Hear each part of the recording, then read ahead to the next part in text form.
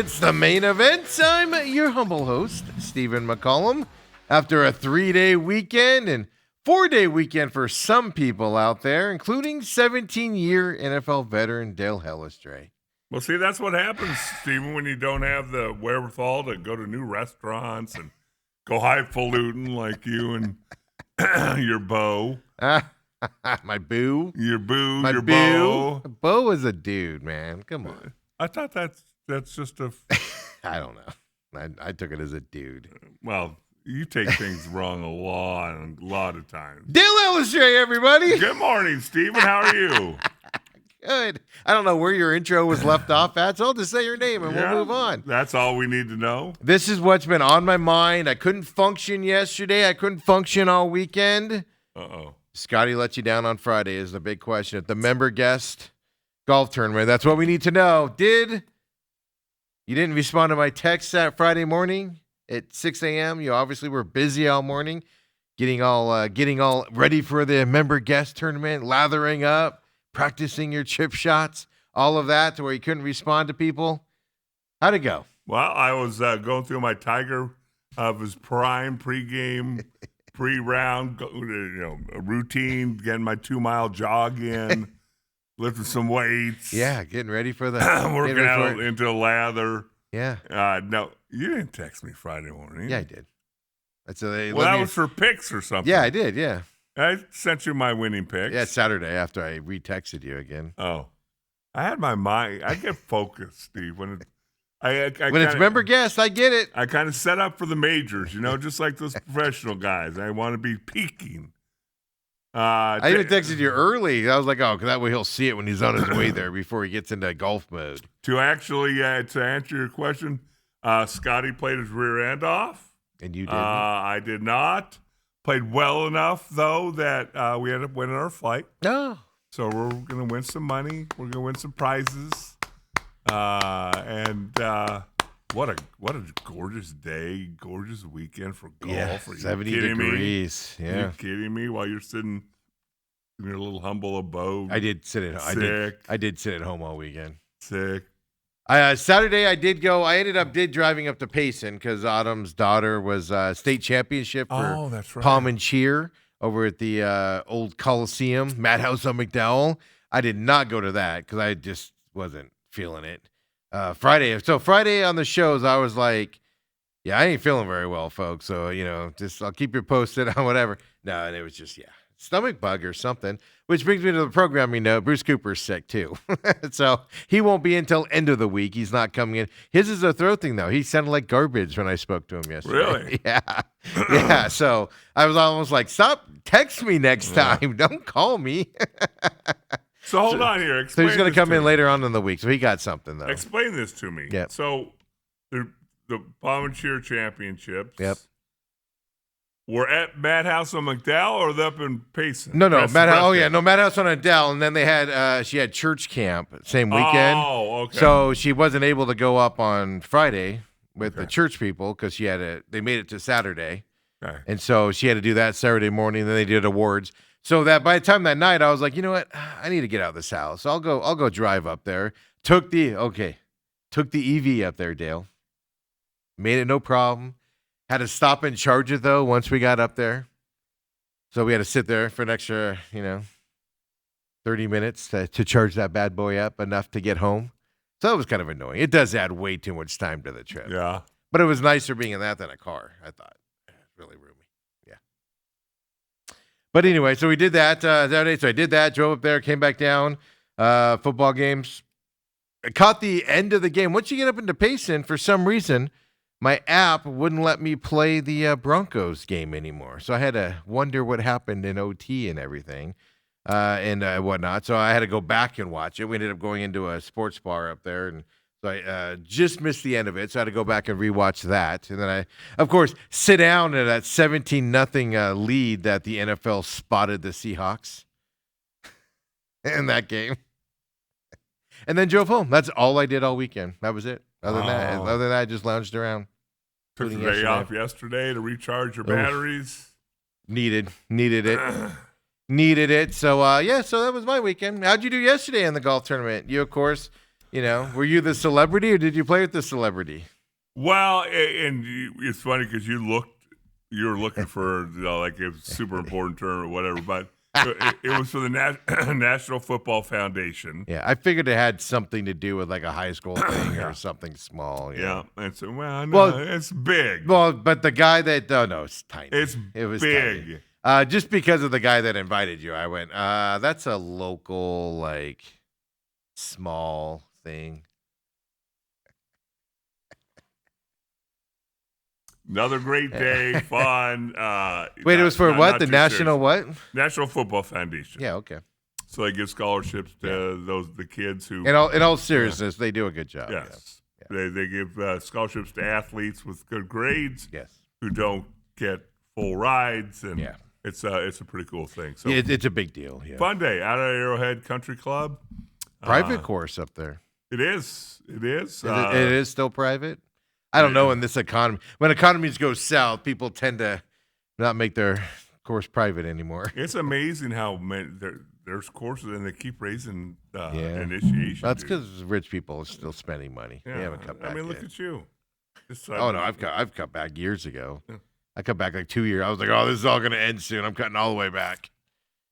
Cutting all the way back. Just hop in your car, go out to Payson for the weekend. Oh no, Payson no. or Prescott? Payson. No, it was for the weekend. Left my house at 4 p.m. and rolled back in my house at 9 p.m. Ooh. So you just sat in a car the whole time? No, we went to the sports bar. It's not and I had Is that to where you charge got it. sick? And I had to charge it. No, that was third. I don't know what I did third. I don't know. See, what I was telling Dale was I don't know if I'm sick. I had a stomach bug is what I had. Like I did not feel well at all. And I can't figure out if it was Thursday night. I can't remember now where we went to dinner, but even Autumn was like, I didn't feel very good after I ate there either.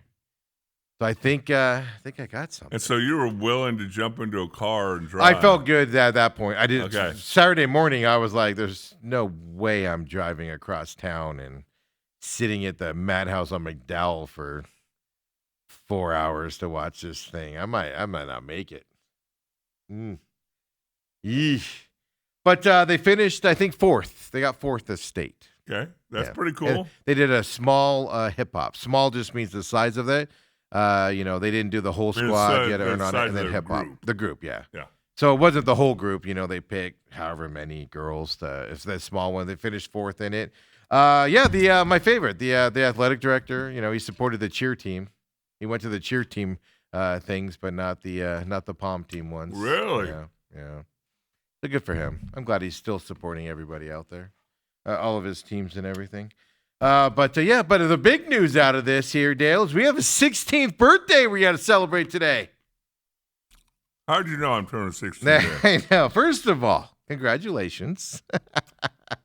When you were 16, back in 1976? 16, I would have been born in 62, so it's 78. 78. Yep. I was 1 when you were 16, by the way.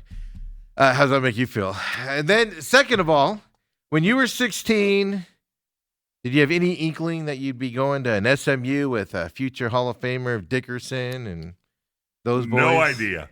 Absolutely no idea.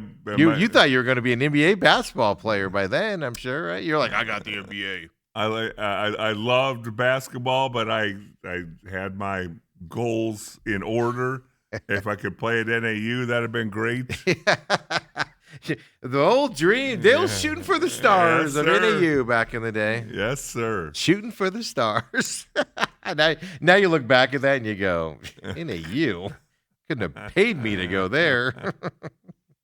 You had to pay me to go to SMU. Who's turning 16? Elizabeth Fry is officially 16 years old today. And- Autumn's youngest. Okay. My favorite. You can't say that. I sure can. Of her 4, she's my favorite. Really? Yeah, it's not even close. Yeah. The other ones. It's Wow. all about Elizabeth. It's all about Elizabeth. Now, is Elizabeth the one that was in the She's cheer a dancing one. competition? Okay. Yep, she's a dancing pom cheer one and everything. So, yeah, exactly. So, happy birthday. 16 years old today, which means if you see a red Volkswagen Bug driving up and down East Mesa, get out of the way. because it's her. Now, is she one of those that wants to get her license like as soon as possible? I Because there's some kids, it's yeah, you have beyond to me, force them. that just are like, oh, yeah, whatever. No. I think she does because, but you know how it is. Like my parents made me go get my license. Like I remember the day I turned 16, my dad was like in my room going, "Let's go, get this dang thing." But that's because they had to drive me all over town with sports and everything else I was doing. Right. So they were constantly just all over the place. So they're like, "Finally, I get a break. Let's go do this." I think that's where we're at with her. So yeah, she's like, I just need a car, so I don't have to wait for people to pick me up and everything. Right. Yeah, so there we go. 16 years old today. Now, did you do anything over the weekend, or do you celebrate on the day? No, she was at church camp all weekend. Okay, so you guys taking her out to a nice dinner tonight? What are you doing? Autumn's taking her to dinner tonight, yes. What are you doing tonight? There's I nothing don't- going I don't- on. I was invited, but I wasn't given details yet. I don't know where it's at. I don't know who's all going. I don't know where it's at. I don't know what time it is. I don't know details. I'm saying non-committal. Well, show up and bring your... Show up where? Wherever they tell you to. That's my point. I have to be told something first. I don't know. I might have something tonight. I don't know. I'll wash my hair. I mean, you can't even say Suns game because that'll be over by 7:30. Oh, you think they're going to eat that late? Oh, Autumn knows my eating. Like, yeah, yesterday, I texted her and I said, if we're going to do dinner, we got to do it by 4. I got to be home by 5:30 because that's when the game starts. And I'm like, I literally just texted somebody and said, we got to be at a restaurant by 4:30 so I can be home by 5:30 to watch this game tonight.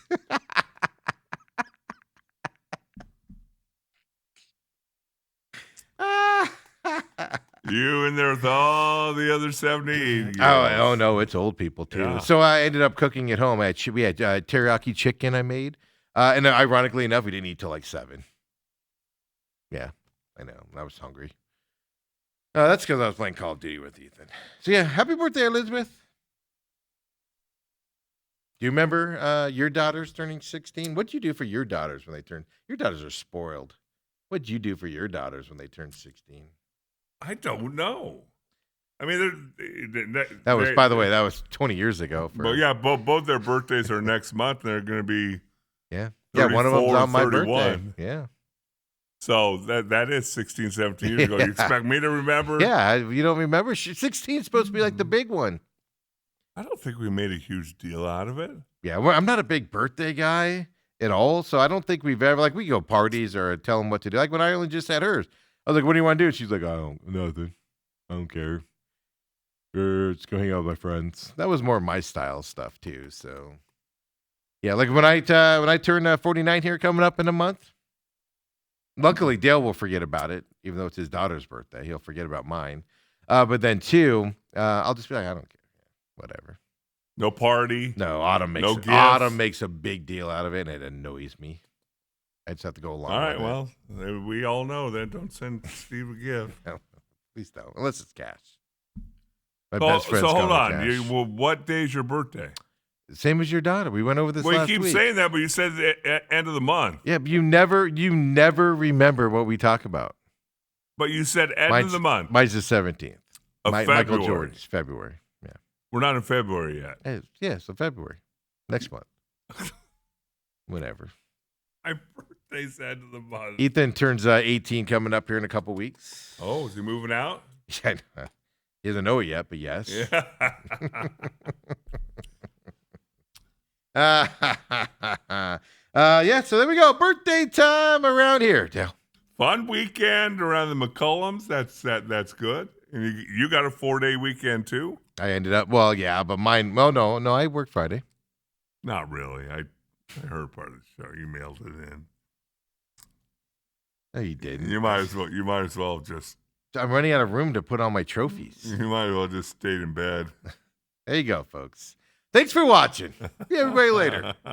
No Bruce Cooper today, as I said earlier. He's actually not feeling well. His throat's all messed up as well. So he's going to join us end of the week, probably Friday is what he said. He's hoping to feel better by then. He's like, Thursday, I can do Thursday. I can do Friday. And then he goes, let's just do Friday just to make sure I'm feeling better. And I'm like, all right, Friday's good for me, my man. We're good to How go. long does it take an old guy to Yeah, but you know this. When it's your throat, it's weirder. It takes longer, especially with what we do. Hey, Dale, some of us talk around here for a living. Just saying. It's easy to do. I watched a lot of football this weekend. Wow. A lot of basketball. A lot of good games. A lot of controversy. Good game, bad game. Good game, bad game. Bad game, good game. How about that? Really? Interesting enough, I'm not sold on two things going into next year with two teams that made the playoffs and got eliminated over the weekend. I am not sold on two specific things on two teams. One, C.J. Stroud is not getting his contract extension of $30 million, $40 million a year like he thought he was going into this year. I don't think they're going to get rid of C.J. Stroud, but I don't think a contract extension is imminent for him. I think he'll have to play out next year, and then they'll decide what to do. But two, I am not sold that Caleb Williams is going to be the quarterback of the 2026 Chicago Bears. You saw Shanahan move on away from Jimmy Garoppolo after that Super Bowl run because he couldn't hit who was that running long and down the field? He couldn't hit the open receiver. Was it Ayuk? I don't remember. In the Super Bowl, he struggled at that. And he moved on from him quickly after that. He can't do my offense. I could see that same thing happening in Chicago. Caleb Williams does fantastic things on the football field at times. And then he looks like he has never thrown a football before in his life other times. And the problem is the second part of what I just said is more accurate, more frequent than the other one. And I'm not too sold on that. Now, I don't know who you move on to and stuff to that effect. But those are two large question marks you got going into next year on two teams that just had successful years. I think so. You brought up those two specifically. Yeah. I think the Bears are not close to moving on from Caleb Williams. I don't know. Do you see the coach's reaction on the sideline when he misses basic throws? Yeah, but again, here's what cracks me up. Like it just. I listen to some of the announcers, and I just shake my head and go, "You stupid idiots!"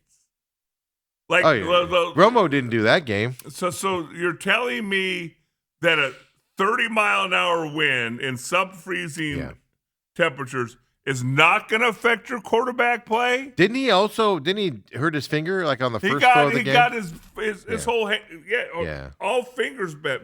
Yeah. And I get it. But it's not just this game I'm basing that on. But I'm basing it on last game where he sucked for 3.5 quarters. Here's the deal for me with the Bears. Number one, new coach staff, you've had 1 year with this coaching staff, and you've seen dramatic, tremendous improvement. They went from a woe-begone franchise last year to their offense didn't do much to this year having a chance to play in the NFC Championship game. I agree. Now, C.J. Stroud, that's a conundrum. So because his next contract. That's the thing. Bears with Caleb, you know what you got with him, turning money and stuff like that. Right. Caleb's due for his rookie extension. CJ. You don't give CJ. It's not like you're going to sign him for $20 million, folks. You're looking at the going rate for quarterbacks. Right. And then is he upset? Is he upset about not getting that amount? Is he upset about not going on? I agree with you. The CJ Stroud one's more perilous in my eyes than the Caleb Williams one is. Because I don't know who when Shanahan moved away from Jimmy Garoppolo, he had a plan to move forward. Now he got lucky. He had a plan that he didn't actually follow through on and got lucky. And got lucky. So it shows you it's a dangerous decision to make. But the CJ, you got him under contract. It's just he's not going to get his $40 million, $50 million contract extension for going rate for quarterback.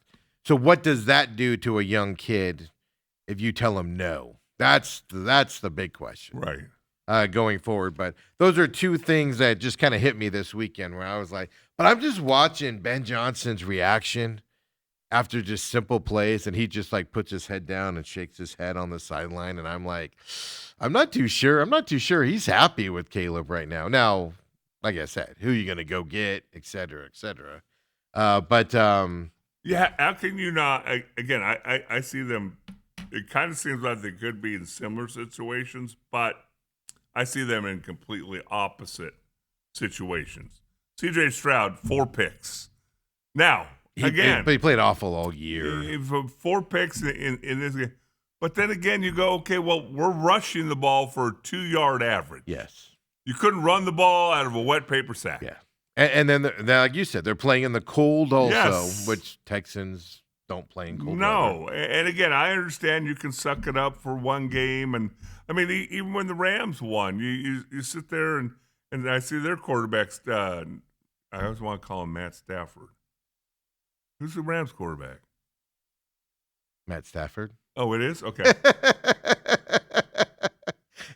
Because I always get him confused with Sam Bradford.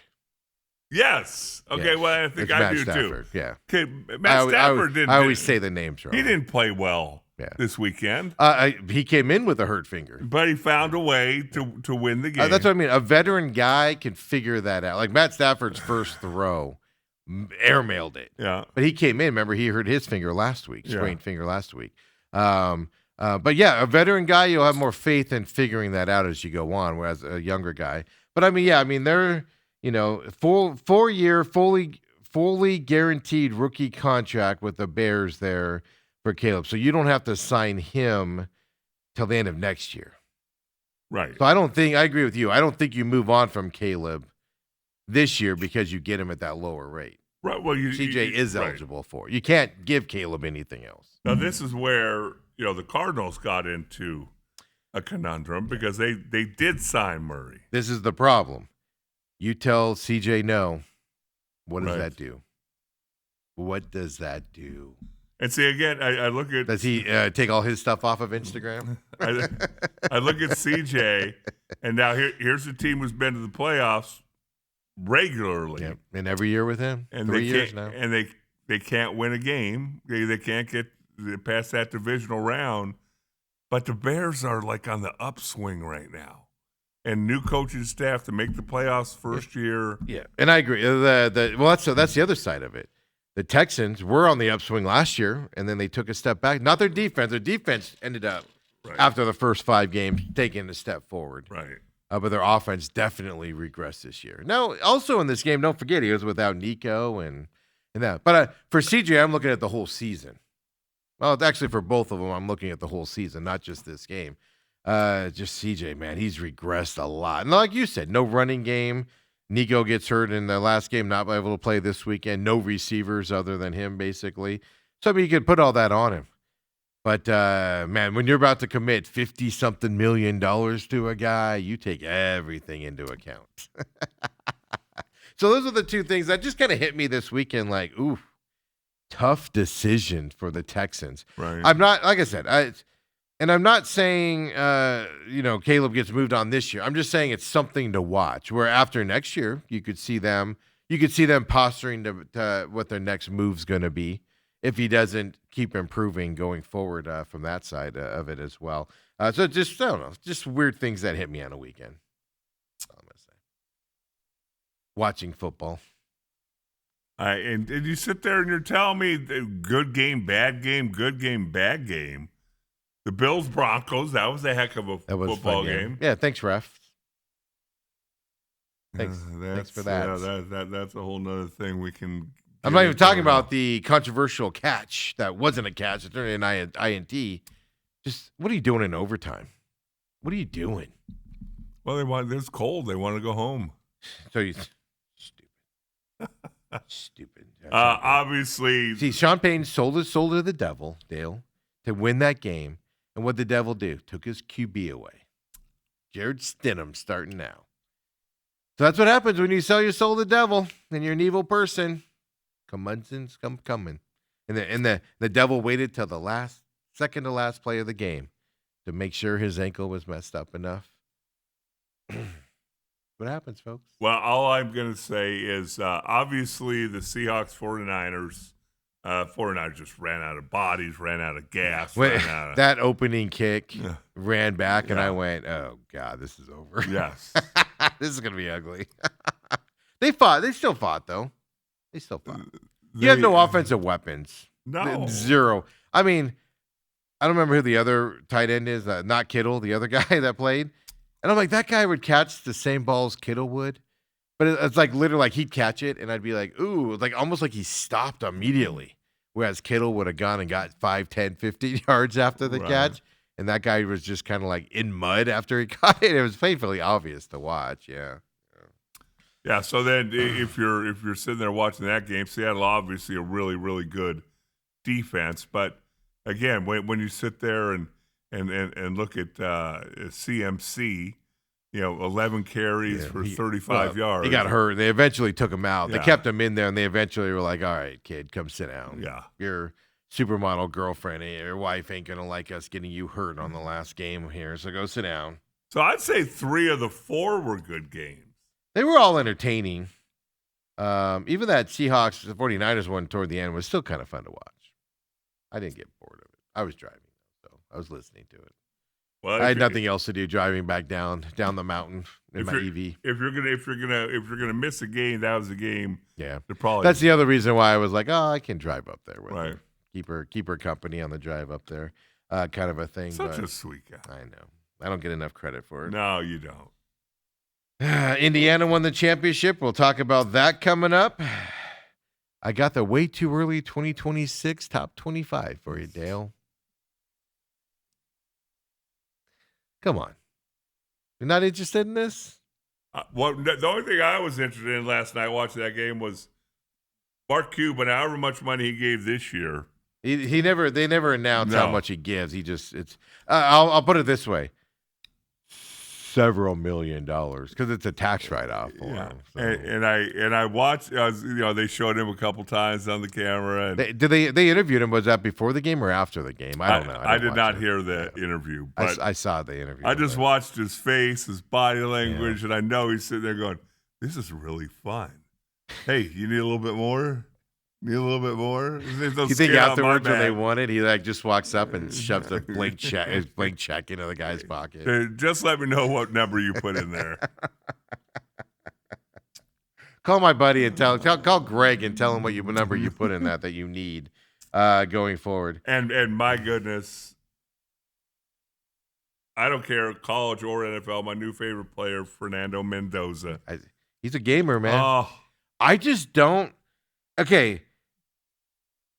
I love the way he throws the football. I love his poise. I love the way he'll stand in there and take the hits. You saw that all last night. If you haven't watched Indiana all year, he's a fun kid to watch. But man, that helmet comes off, and he's like a 12-year-old boy, man. He's just, and I'm just like, and it's so weird to see because usually at that level as a quarterback, you're poised. You're on the field, he's poised. no, that's what I mean. But then even then, like your press conferences, you're more. But he's just like, ah! That's so weird to see. I can't put my finger on it, but I'm like, ooh. The Raiders were there last night to scout him. I saw some pictures of Mark Davis watching him even in pregame. Yeah, standing on the sideline, Yeah. watching him greet everybody. And let me ask you this. I mean, do you, if you're that player in that situation, like, do you acknowledge they're there? Like, they're the number 1 draft pick. You're probably going to Vegas. Do you like walk over and go, "Oh, Mr. Davis, love your haircut. Good to meet you." Wow. Like, do you go over and acknowledge him? Depending on how early Davis was there, if he's out Well, there, that's true. when If he was I'm- warming up for the game, is Yeah. what you saw. That's different. Game warm up. But if I'm out there, Tom Brady was there too, but Brady would bridge that gap and introduce you, right? I don't know if Brady knows him. But what I'm saying is, if they're there when I'm out there individually warming up and Or like whatever, stretching or whatever. yeah, without the team, I'd definitely go over and shake his hand and say, "Hi, Mr. All right, Davis." but how not are when you?" you're actually team. Because No. what you saw, I'm assuming you saw the same thing I saw. He literally, when they were in the drills, where quarterbacks swap out, Right. he walked to the side, he was clapping and cheering Yeah. his team off or on or whatever. Yeah, I don't know. You just wave at him. You give him the wave. Hi, watch this tonight. I was reading over the weekend that the Raiders really want Lamar Jackson. Really, really want Lamar Jackson. I don't know. I think this Mendoza has a chance to be really, really good. Really?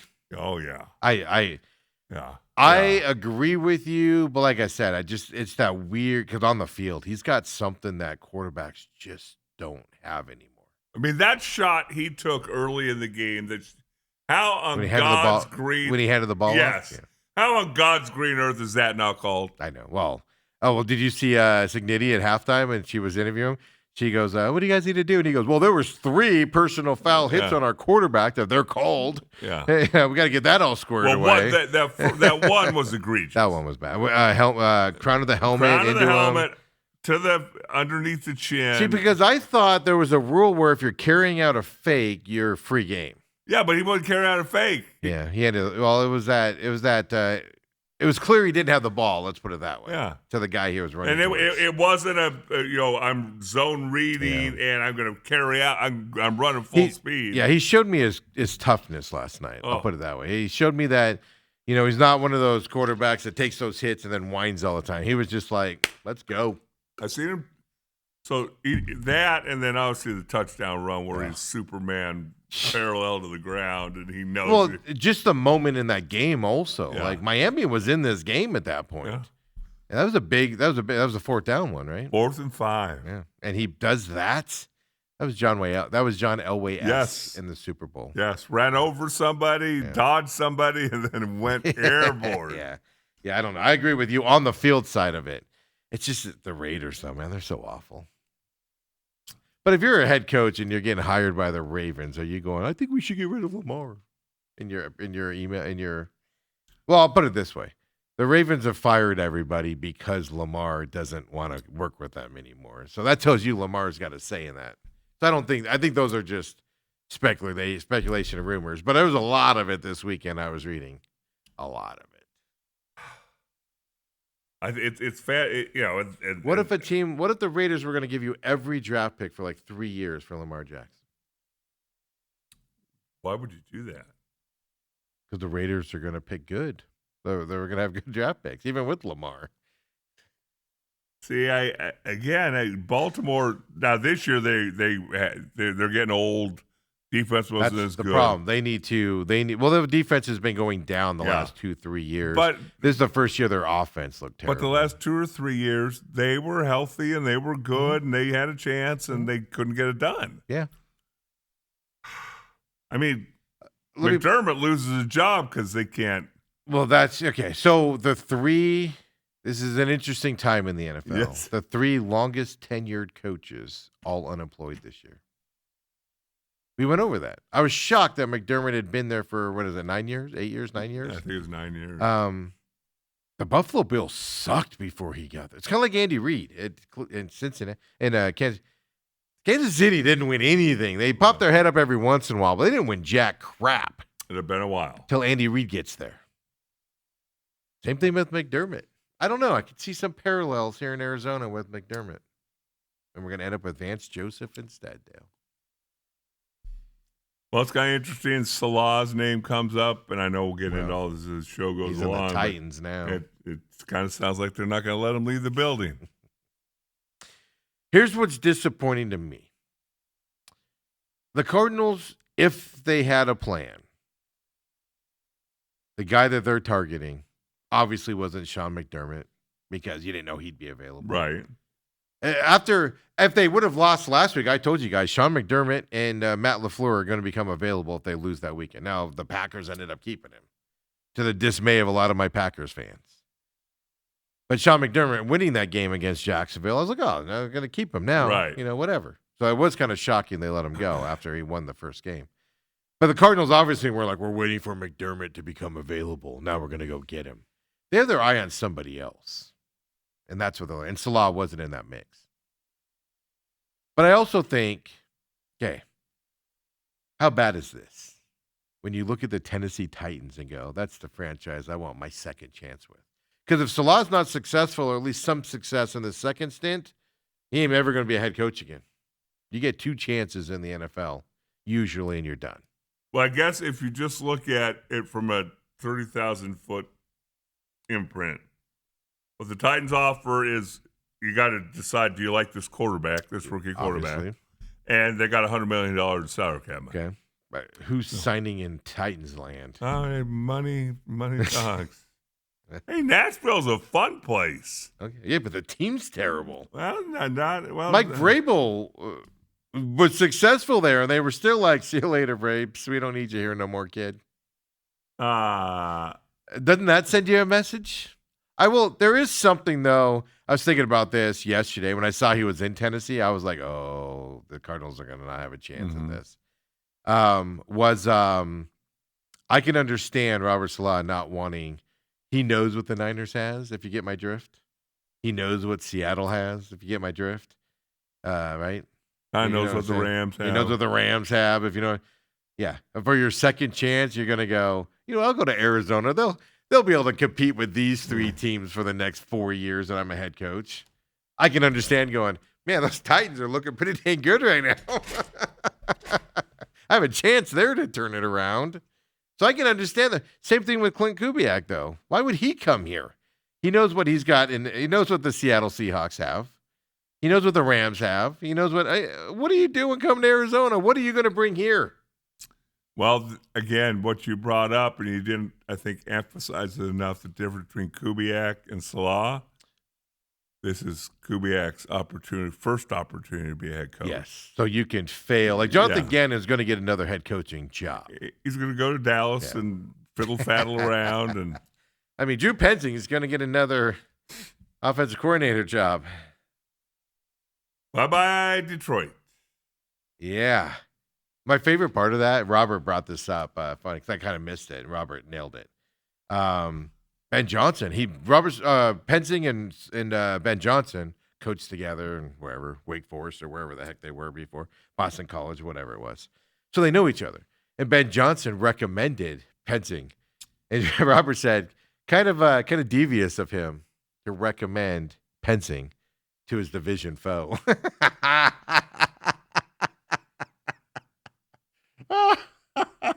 Oh, no, Pensing is amazing. You just have to trust me, Campbell. He's amazing. He's just like me. Just like me. Oh, Danny Campbell. It's going to be so amazing. It's going to be so amazing for you. And meanwhile, Johnson's all. Can you imagine Dan Campbell and all his bombastic features and personality sitting down with little Drew? And Drew wowing him enough to go, oh, I don't trust the offense to you. Yeah. Blows my mind. And you can go, there's an argument to say that the Cardinals, okay, this was an off year for Pensing's offense. Okay. He wasn't stellar the last couple either. There were problems with him last year. I brought up that Drew Pensing's not good a year and a half ago.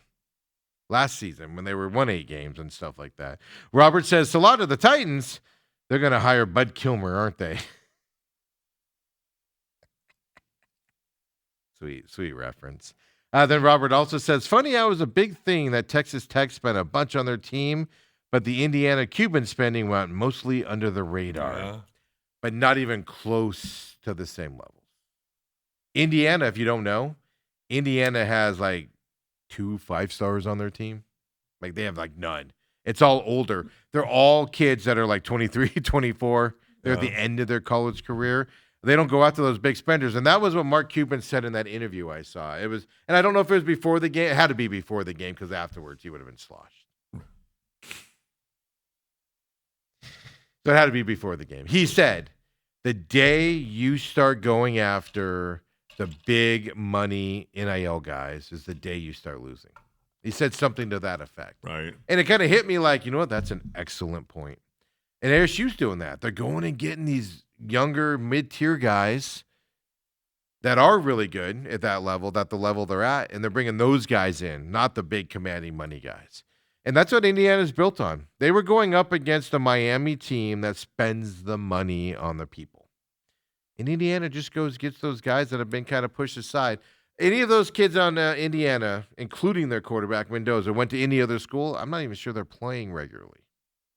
But they're starring roles there at Indiana and stuff like that. So Indiana did build it differently than these other schools are building them. The big name schools are building them and stuff like that. And Indiana, to me, reminds me of the Cubs when they won the World Series, whatever year that was.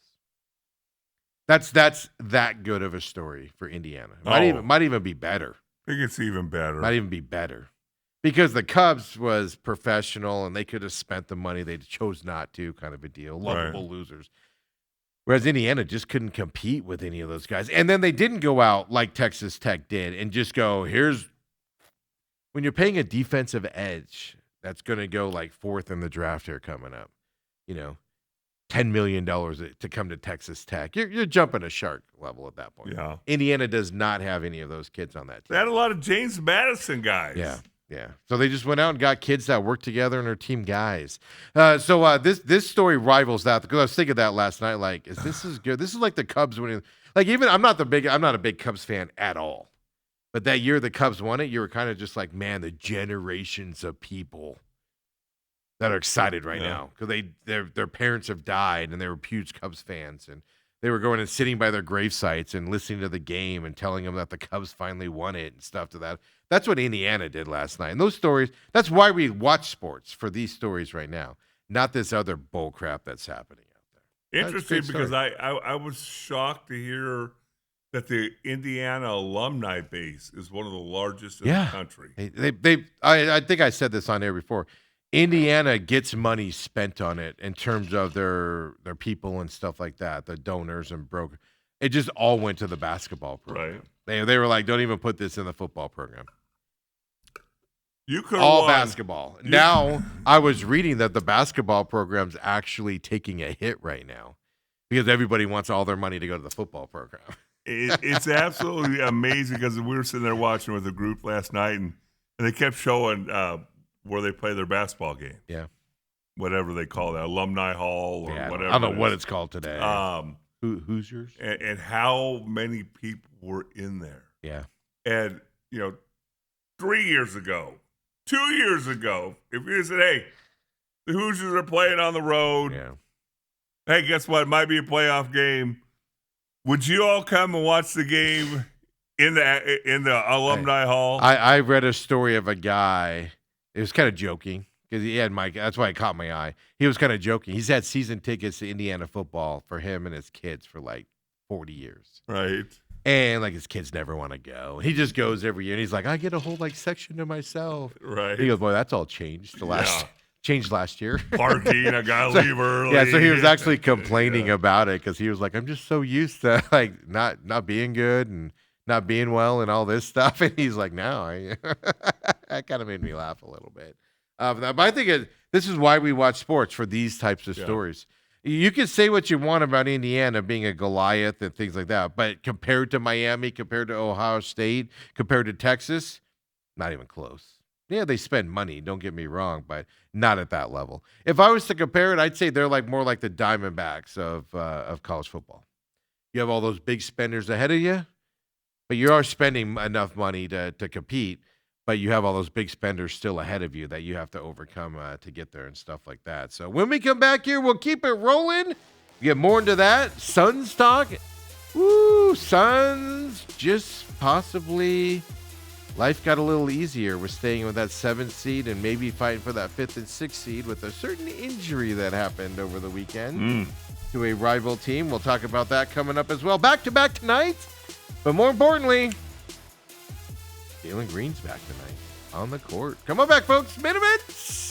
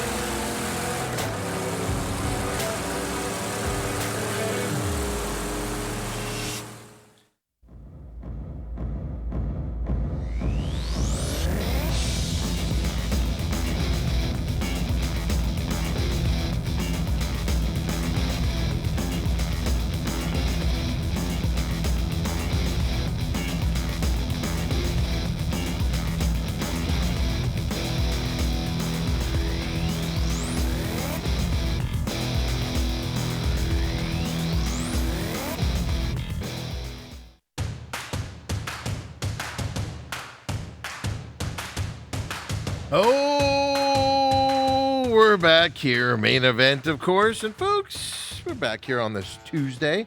Don't forget, earlier today, we hit up McCollum on Business. Tuesday meant 7 a.m. show. We're trying out that morning show here for McCollum on Business. So we got that in the bag live here at Robat TV at 7 a.m. this morning. It's going up on demand as we speak. It might be up now. I don't know how long it takes to get it there, but on demand there as well. Then we go back to our standard 11 o'clock time as well out there. Of course, the Real Matrix also. Fridays at 10 a.m. is when new episodes hit here at Robat TV as well. Podcasts and all of those versions of it get posted at noon on Fridays as well for the Real Matrix as well. So new episode 13 up as of Friday there at 10 o'clock here at Robat TV. Check that out as well with the Angry Patriot. Appreciate that as well. I know he'll appreciate it as well out there. So 27-21 victory by Indiana last night. You know, I got to give credit to Carson Beck in Miami because they scored some points and they stayed in this game. I had them at 7. Yeah, I lost that one, but I did get the under at least, so that was good. I'm sorry, I got the over in that game as well. So that was good to get that from that perspective. Couple things here as Dale is back and joining us here as well. Welcome back, Dale. Well, thank you, Steve. See you've extended those commercial breaks. I'm working on it. You said that in December. I did. I downloaded some ideas over the weekend, and I was actually playing with them a little bit. Now I just got to figure out how to fit them in and make them work and everything. I told you I had this big grand idea, and it's too much. It was too much. It was too much to do. I couldn't do it. Laid back down until the grand idea left you. Some things last night. One, national championship game on the 19th January is absolutely stupid and ridiculous. They got to change that and make it earlier. Here's the problem. Next year, it's actually a week later. Not till the 25th next year, I don't think. It's later next year. We're pushing the college football championship to February, folks, is what we're doing. Ridiculous. It's just absolutely ridiculous. We woke up yesterday morning after the weekend of NFL. National championship game on Monday night should be held up high. The only reason you heard anything about the press conferences and media day over the weekend was because Carson Beck. By the way, Carson Beck does go to classes. You have to. But he said, I don't go to classes. I graduated 2 years ago. You don't have to go to classes this semester because, you know, the games, even though the game's on the 19th, you don't have to sign up for. So he's not going to classes this semester because his eligibility's done. But he was going to classes last year, bare minimum type classes type of stuff. But that's the only reason he even heard about Media Day was he made that off-quip comment. I graduated 2 years ago. Yeah, get your doctorate. Yeah, exactly. We call him Dr. Beck now. Yeah. Is what we're calling him. And so that's ridiculous how they set it up. There's no prep to it. We woke up yesterday morning, and all the talk was Sean McDermott's out of the Bills. Sean McDermott's out of the Bills. Not even a mention. Like, Get Up's talking college football, and they have to interrupt their conversation to talk about Sean McDermott leaving the Bills. And then the next hour was NFL talk. They just blew off the college football talk. Absolute joke of a situation. And then the commercials in this thing. Holy hell. Batman. What are we doing? Can't watch it live.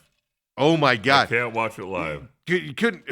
Were you able to fast forward through them? Like, you were fast forwarding like forever at time. You're like, did we miss it? Do we have to go back? No, we paused it, and then halftime paused it and had something to eat, and then came back, and you're up to live action in a jiffy. I know, because of like one play, and you're like, are we live again? Like, what the heck? Just absolutely ridiculous. They got to fix this stuff. It is terrible. You want to see how to do it right? Pay attention to the NFL playoffs, man. Lots of commercials, but I don't think it feels like a lot of commercials on that side. So anyway, just some things that hit me last night also and yesterday getting ready for that game. 2026, too early. Top 25 rankings according to ESPN. Dale. Who do they have as the number one team in the nation? Mendoza's going to declare for the draft, be the number one draft pick here coming up. They're losing a few other guys because they're an older team. Obviously, they got a lot of kids here in the transfer portal, including Hoover, I think is who they landed, right? From TCU, I think. But they got a good quarterback coming in again Well, next year. supposedly Mendoza's little brother's pretty damn good. Yeah, I know. I didn't even know he had a little brother. Yeah. But did you see the amount of kids from, what was that high school in Miami? Bishop. Whatever it is, but yeah. 3 Miami kids are from there. The Mendoza brothers are from there. Like, holy cow, that school pumps out some kids. Well, man. how about that? I was thinking about that as they were telling the Mendoza story. The fact that, he grew up 2.5 miles away from, that's closer than I was to ASU. And he even wanted to come and walk on. Here we go. Yeah. And they wouldn't let him walk on. Yeah. They're like, you're not going to be good here, kid. But that was before Mario Cristobal was there, right? Yeah, but it doesn't matter. You could still hold a grudge like no But other. I did see before the game, he goes, yes, it's great to be back home and everything, but I'm focusing on Indiana football tonight. And I was like, smart answer, kid. Smart answer. Yeah, Josh Hoover from TCU is moving over to be the quarterback starting next year as well. But they're losing Surratt, the wide receiver, who makes some great plays out there. They're losing their center. Hembley, the running back, and then several defensive guys as well, Indiana is. But they're number 1 going into next year, Dale. Not shouldn't be a shocker to anybody here because, I'm talking about the next one. This isn't going to be a shocker to anybody here because they have to be overhyped because it's an SEC school. Got to overhype them. Arch Manning this, Arch Manning that. Oh, they're going to win multiple championships. Texas Longhorns, they're saying. Number 2 going into next year. We got to overhype that team again. Yeah, but that's not overhyped from SEC. That's overhyped from Texas. Number 3, also overhyped, Notre Dame Fighting Irish. Got to hype them up. Didn't even make the playoff this year. Did you watch any of the pregame show with Marcus Freeman? I watched. I saw clips of it. I did not watch the whole thing. Asked him to pick the game. And, yeah. And once he got done picking it, so I'm not going to give Miami any bulletin board material. Nick Saban leaned over and goes, hey, they tried to get me to do this stuff when I was coaching. I just said I'm not picking it. Nick Saban's turned into a national treasure. Oh, I so enjoy it. Put a hat on. I know. Did you see, though, they keep putting 7X national champion coach at the bottom of his thing for this game last night? But Notre Dame's number 3. Okay, overhyped again. Whatever. Georgia Bulldogs 4, Oregon Ducks 5, the usual suspects in the top 5. But did you notice the team I didn't mention? Well, I haven't mentioned Ohio State or Michigan. Ohio State 6th. Okay. So I think Michigan's going to take a hit just because coaching. Yes. Not that Whittingham doesn't have respect in the ranks and stuff like that. What they've been through, their losses, but Ohio State's 6th. Ohio State used to be the Indiana where they were overhyped and they were just in that spot. Oh, they're in the top 5 automatically. 6th. People are turning, man. People are turning against the big spenders. 7 Texas Tech Red Raiders, which I find interesting. They got Cincinnati's quarterback, Sorsby. Is anybody threatened by Sorsby there going to Cincinnati or going to Texas Tech? They can't spend like they did this year. The new rules are in place and stuff like that. But they have Texas Tech at number 7 going to this year. Then 8, Miami. Now Miami's losing a lot of people, and they have a quarterback question. Well, so is Ohio State. They're losing probably 4 first-round draft picks. I did it. It might have been Friday when you weren't here. I did a mock draft just because I looked at it, and like 4 of the top 10 are Ohio State players, and including a couple safeties. Yeah. It's just like, I think it's top 15. It was like 8 kids, I think, in the top thing. But yeah, Miami there. They have a quarterback issue because Carson Beck obviously is going away here as well for them. So it'll be interesting to see there. 9, Ole Miss. That's way overhyped for Ole Miss. I'm sorry. All those coaches leaving. I'm sorry. Good luck to that. Texas A&M at number 10 there as well. BYU's at 11, Dale. So you got 2 Big 12 schools in the top 11. Yeah. Oklahoma Sooners are 12. USC Trojans are 13th. Louisville Cardinals 14. Okay. if you want to say so. They are getting Keimholz, the Ohio State backup quarterback, transferred to them as well. Man, maybe he'll for that. become Joe Burrow. Couldn't get on the field. Ohio State wins the Heisman Trophy at LSU. 15 is the LSU Tigers. Yeah, again, overhyped with Lane Kiffin there. He's going to take a couple years to get that all settled and everything. Plus, he's got the biggest quitter on the planet there at quarterback next year. Wow. Wait till that goes south for you there, wow. Coach. Yeah. Iowa Hawkeyes 16. SMU Mustangs. Your SMU Mustangs, Dale. 17th ranked right now. They're getting their quarterback back. Yeah, he's coming back to them, unless somebody tries to steal him like they're doing the Duke thing right now. Duke to Miami. That might be happening. Michigan Wolverines are 18th. My favorite part is they talk about key starters expected to lead, key additions, but none of them talk about the coaching, big coaching shakeup that they had. Washington Huskies 19th. TCU Horned Frogs 20th. They lose their quarterback in Hoover, but they do get a quarterback from Harvard. I don't know if that's any different. Most of their line is returning for that, including your guy. Yeah. Cade Bennett. I forgot his name there. He was right. San Diego, right? And then TCU? Or San Diego State? It was Oklahoma State. Oh, San Diego State. But he didn't play at Oklahoma State, right? No. Yeah, and so then San Diego State's where he started to play, and then TCU. Yeah. Coming back for his 12th year on the line. How many years has it been now? It's been, he went 6, through the COVID 7? year, so at least 6. Yeah, COVID year changed all that stuff. 21 is Alabama. 22 is Penn State Nittany Lions, which I don't get at all. I don't get it at all. Matt Campbell taking his quarterback, Rocco Becht, who struggled in the Big 12, and you expect him to play well in the Big 10 in Penn State. Good luck to you, Tiger. But ranked 22nd, and they're way too early. 25, Dale.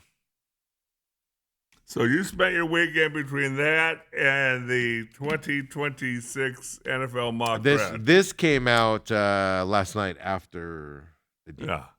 But the reason why you pay attention to it, I wanted to see where the U of A Wildcats were ranked. I'm sorry. I wanted to see where the U of A Wildcats were ranked. I do it without laughing. But number 23 here, 8-5 record in the 2025 here in the overall, 6-3 in the Big 12. Your Arizona State Sun Devils going into the way too early. Yeah. Top 25 at 23 next year. Cutter Boley from Kentucky coming in. 1,000 other quarterbacks transferring in as well. A bunch of receivers, running backs coming in as well from that side. So there you go. Another Big 12 team coming in at 23. Tennessee Volunteers are 24. And then Utah Utes with their new coaching staff and all of their players leaving and going to Michigan. Coming in at number 25. The Utah Utes. Would you rather live in Ann Arbor or Salt Lake City? That's my question. Ann Arbor's a pretty city. I just won't want to live in Michigan. Well, I wouldn't want to live in either state. So. But 23 for the way too early 2025 mock draft there, Dale. What? No, that's the top 25 college team. College football polls. Who did you have going to the Cardinals? Who you taking with number 3, that right tackle from Miami? I've seen the Reeves guy, the linebacker from Ohio State is in there. That tackle's in there. And then I saw over the weekend another kid, and I can't remember his name. Yeah, we need another defensive tackle like we need a hole in the head. Hey, we've spent money on those calf machines for rehabs on calves. We need more calf injuries to recover from that. Come on back, folks. Second hour main event coming up next.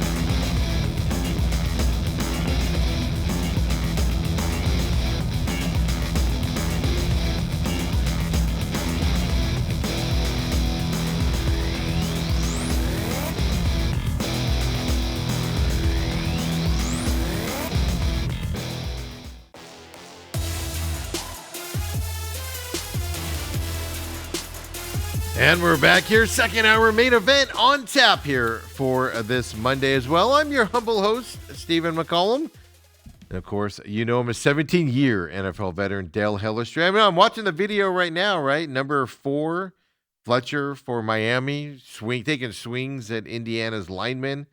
Number 95 last night after the game. It was just, when has this fighting thing culture gotten into sports, right? I have no idea. It's just how. everybody. It's happening in the pro level. It's happening in the college level. It's happening 7-on-7s in the high school level.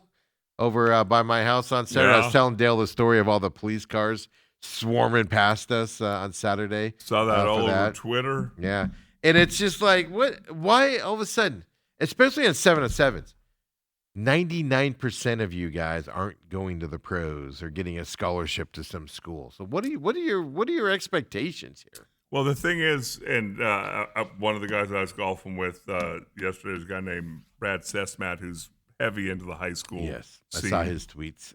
And the thing is, all these are not like, okay, SCA puts together a team. These aren't the team. These Hamilton. aren't teamwork. You pay money to get in. These are club teams. Yes. And that means you gather guys from a bunch of different teams, you put them on this club team, and you're telling their parents they're going to get recruited and da-da-da-da-da-da-da. But I sit there and go, number one, why aren't you playing basketball? Why aren't you getting ready to run track? Yeah. Why aren't you playing another sport for your high school? I asked the high school kid that who plays for Queen Creek, and I looked at him and I said, I'm friendly with this family. You know, I don't know him too well, but I said, you doing track this year? Getting ready for the season? He goes, I don't do any of that stuff. He goes, I just work on football. Yeah. I go, why? And he goes, Coach, that's what Coach wants us to do. And it comes from that level. And that I've had so many arguments with high school coaches. It's just it chaps my rear end because again. But these people are paying thousands of dollars. Now, this event, people came in from California, other states. It wasn't just Arizona kids. So you're playing. If you're on one of these club teams, they're travel club teams. Yes, which means you're paying a pretty good penny. You're paying thousands of dollars to be on these teams. On the team. I'll never forget. This is back when my girls were growing up. That doesn't include the expenses to travel here. Well, that's what I was going to say. Is kids played hockey? Yeah, hockey. I did soccer when I was and a it kid. Turned basically yes. Your 3 or 4 best players, they're going to be able to play, and they'll figure out a way. But otherwise, they invite you to be on the team if your parents can afford. Yeah, and this is somebody today? No. This is when Hillary and Kendall were growing. Because when I was a kid, we did travel soccer, and we didn't get a lot of the great. You had to qualify for it, but one of the things I'm sure was, hey, can you afford to travel? Hey, it's going to cost you $7,500. Can you travel to El Paso and all that stuff? Right. You know, a lot of Motel 6s for my family back then. Oh, please. Holiday Inns. You wouldn't. You'd scoff. Holiday Inns. Only time you slum in those hotels is when you go to like those national parks back in the day, and those are the only type of the murder hotels is what I refer to them as. But now even those places have it. But yeah, it's just I don't understand when fighting just became this acceptable thing all the time, where everybody just starts fighting for no reason. I know somebody, I don't know him, but I know him that referees at these types of events. Yeah, and he didn't do this one over the weekend, but he's like the parents. The parents are the worst thing about it. But the parents yell at their kids, you have to yell at the officials. Like if the kids don't win, it's almost like I almost feel sorry these kids are going to get in the car with these people and leave here. And I'm just like, what is happening, man? What is happening here? So the whole event was canceled, and nothing like celebrating Martin Luther King's birthday. Like a giant fight on the football field. Nothing says peace and unity like. Yeah, and I have not seen or heard how it started. Obviously, arguing. And it started because players on the field started scrapping it up, and then it spilled into the parents' side of it, and it ended up being like 100 and something people. Yeah. I mean, Gilbert, Mesa, police, but it's right there on the edge. So all of them. But I mean, that's in Mesa. But yeah, Queen Creek, even a Maricopa County Sheriff's Office responded. Yeah. Because they had to do. You had to separate everybody. But there's a giant soccer tournament on the weekends. That place is packed. Like you drive by there, because I literally live like 3 miles from there, and we drive by it all the time. The parking lot is just packed. Yeah. They had to cancel every event this weekend because of that fighting thing. So even the soccer ones Oh, got I just thought it was. I just no, thought it even was the a- soccer ones oh, got okay. canceled and everything. At least Saturday, or at least when was that? Sunday. At least Sunday they were all canceled. Now it doesn't mean the soccer. I know the football one didn't come back on Monday, but everything else might have gone back. I didn't follow up that closely from that. But then I'm watching that game last night, and that Miami kid just starts whacking at the Indiana kid after the game, and I'm like, what's happening out Yeah. there? It's a lack of discipline. All I know is it was when I play sports and somebody took a swung at somebody and it was on our team. All I know is they either didn't play again or there was some severe punishment in terms of running or whatever afterwards. Right. And that's where it all starts from, is from that side of things and whatnot. So anyway, enough of that garbage. Underwear Olympics. Yeah, what do they call it that? Because you're not dressed in pads. Well, yeah, it's flag football. Underwear Olympics. Is that what they call it that? Yeah. Because I was like, that's nothing. 'Cause that's what I hear the combine called all the time. So Yeah. I was like, how's that the same thing? Like, Well, how's it get that? But that makes sense because it's basically flag football. Right. Two-hand You're touch you're or wearing whatever. your cool Yeah. shades and. Oh my God. I was reading about this. Kids buy like everything. It's like top of the line, not cheap. It's like the kids at Little League Baseball and they get their parents buying $500 bats. Yep. Like, they're going to lose that bat here halfway through the season, right? They're going to leave it somewhere. But it does fit more for the combine as underwear. Yeah, Olympics. because I kept seeing that over the weekend typed up by some of the local high school people, and I was all like, "What? That's the combine? What do they mean by that?" But that makes sense the way you described Yeah. it. But I don't, they're not out there in their underwear. They're out there in their expensive shorts. But what's so interesting, too because much I've shorts. said it for years, and yes, I do believe there's a place for it What, fighting? for 7-on-7, but it's with your high school team. That's the whole point of it. Like SCA does 7-on-7s, and they schedule teams and stuff. But that's just to get extra practice in. Extra practice in because you can't No, hit it in the off season. These parents are sold from these degenerate people, and these parents are sold that your kid's going to go do something. And every parent's like, my kid's going to be somebody someday. No, he's not. They see the NIL. They go, oh, by the time he's 17, he'll be able to repay me. And yeah, I don't get it, because at the end of the day, that's why Kid's going to end up hating you when he grows up. I understand the fact that I think it's a good thing when high schools run it. You have all the coaching staffs there. You get 3 or 4 teams together. You compete. Yes. It's supervised. The coaches have control of it. Yes. And if it starts to get out of hand, I've watched a few of them. Coaches step in, and when your head coach steps in, It's different. Yes, it tends to calm down a Well, lot quicker. the fact that it didn't start with the parents. That was my first thought was, what parent was mouthing off to another parent? Right. But next started on the field from what I heard there. And I was like, yeah, who didn't step in and put an end to that? Either the refs blow the whistle and go, zoop. We're taking it to go to your sidelines here, and then you go talk to the coaches or whatever and stuff like that and things. But I just don't. It's so stupid. But yeah, so dumb. To finish my thought, Needs so to go I away. think there's a place for it. Well, like I always tell Sheehan and those guys, it doesn't count until you get the linemen out there and there's actually pads on. These, I won the 3-team 7-on-7 Yeah, exactly. contest. Who cares? Yeah, but But there's nothing's like a role for it. But nothing's like celebrating MLK Day and MLK weekend, like getting in a giant 100-person fist fight. It's 7-on-7 drills. I didn't realize all the other activities were canceled there. Yeah, well, I know they were Saturday because the police cleared the place out. Wow. And then I don't know if the soccer was allowed to go back on Sunday. I'm gonna be pissed in that situation. Yeah. I might, if I was a soccer person, I might go over and go fight the football guy just for ruining it for everybody. Now I'm all upset. I don't even know where do we go with this now. Stupid high school football kids. I ran into somebody a couple weeks ago that I hadn't talked to in a while. And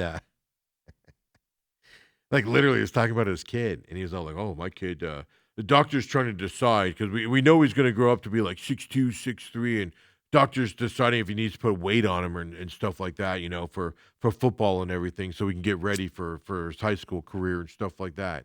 And I'm looking at this guy and I'm like, oh, really? Like doctors are deciding that? He's like, yeah, doctor's trying to decide, like, should we put him on HGH now, wait like a year or so to put some weight on him or whatever? And I'm like, all right, cool, that's not everything. And then I'm sitting in my mind going, yeah, this guy must have another kid that I don't know about. He's talking about his 6th grade kid, folks. And I'm just sitting there like, you must have an older kid I don't know about. Well, So I asked him, and it's a 6th grader that they're getting ready, and he is one of those guys that, lives vicarious. Oh, I did this. I wish I would have had all this in football. My parents supported me like this. I would have gone pro if I would have had a coach that would have played me. If Coach Clark liked me. I'm talking about me, folks. I'm talking about me. No, I'm just kidding. But I'm sitting there, and the whole time he's talking, I'm like, he's got to have an older kid I don't know about. No, he doesn't. That's very scary. I know we went through a time here where I was coaching and parents, dads, don't think there were many moms involved, but dads were putting their kids on steroids. Yeah. That's what he's getting at. In high school. Now you got all the other stuff, yeah. Like, what? Yeah. When one guy told me that, I said, what are you doing? You either have the physical traits or you don't. It's 16, 17, 18, right? Yeah, but 16, 17, 18, you kind of at least see it and know it and go, okay, I can see in the next couple of years he can turn into this. Yeah. In 6th grade? No, yeah, 6th, 7th grade, yeah. Yeah, it's like, what are you doing, man? So sorry if you watched the show and I just called you out, but well, at least you didn't say a name. Well, I'm not going to do that, but he's probably going, I thought Steve liked me. So the next time I see Ethan, is he going to be all bulked up? Well, it was last time you saw him. The hardest part is just getting down through those roid rages on the backside. You just got to put up with that. Teenage attitude and that. Oh, my God. A problem is I made him so tough and so bulky that I can't take him anymore. I can't take him on anymore. So I just have to put up with it. Downstairs, like, yeah, I'm mopping, sir. I'm mopping. That was me all weekend. I'm mopping, sir. I'm mopping. I'll take your trash out for you, sir. Here with the weekend, Suns, couple wins, Dale. You know what? It's talking about it all weekend long. And we're talking about it in terms of, I think it's very underrated. It's not talked about very much by the local media, the fact that they're doing this. Basically, Dylan Brooks has filled in for Kevin Durant. Yeah. There have been a couple of other things, yes. but yeah. that's the main theater here.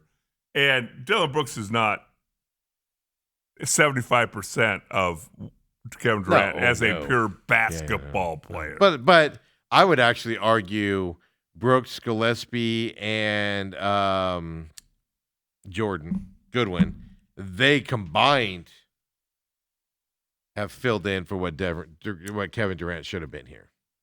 You're talking like points wise. I'm just talking about just on the court. You take one off and one goes on there. It's like you don't skip a beat.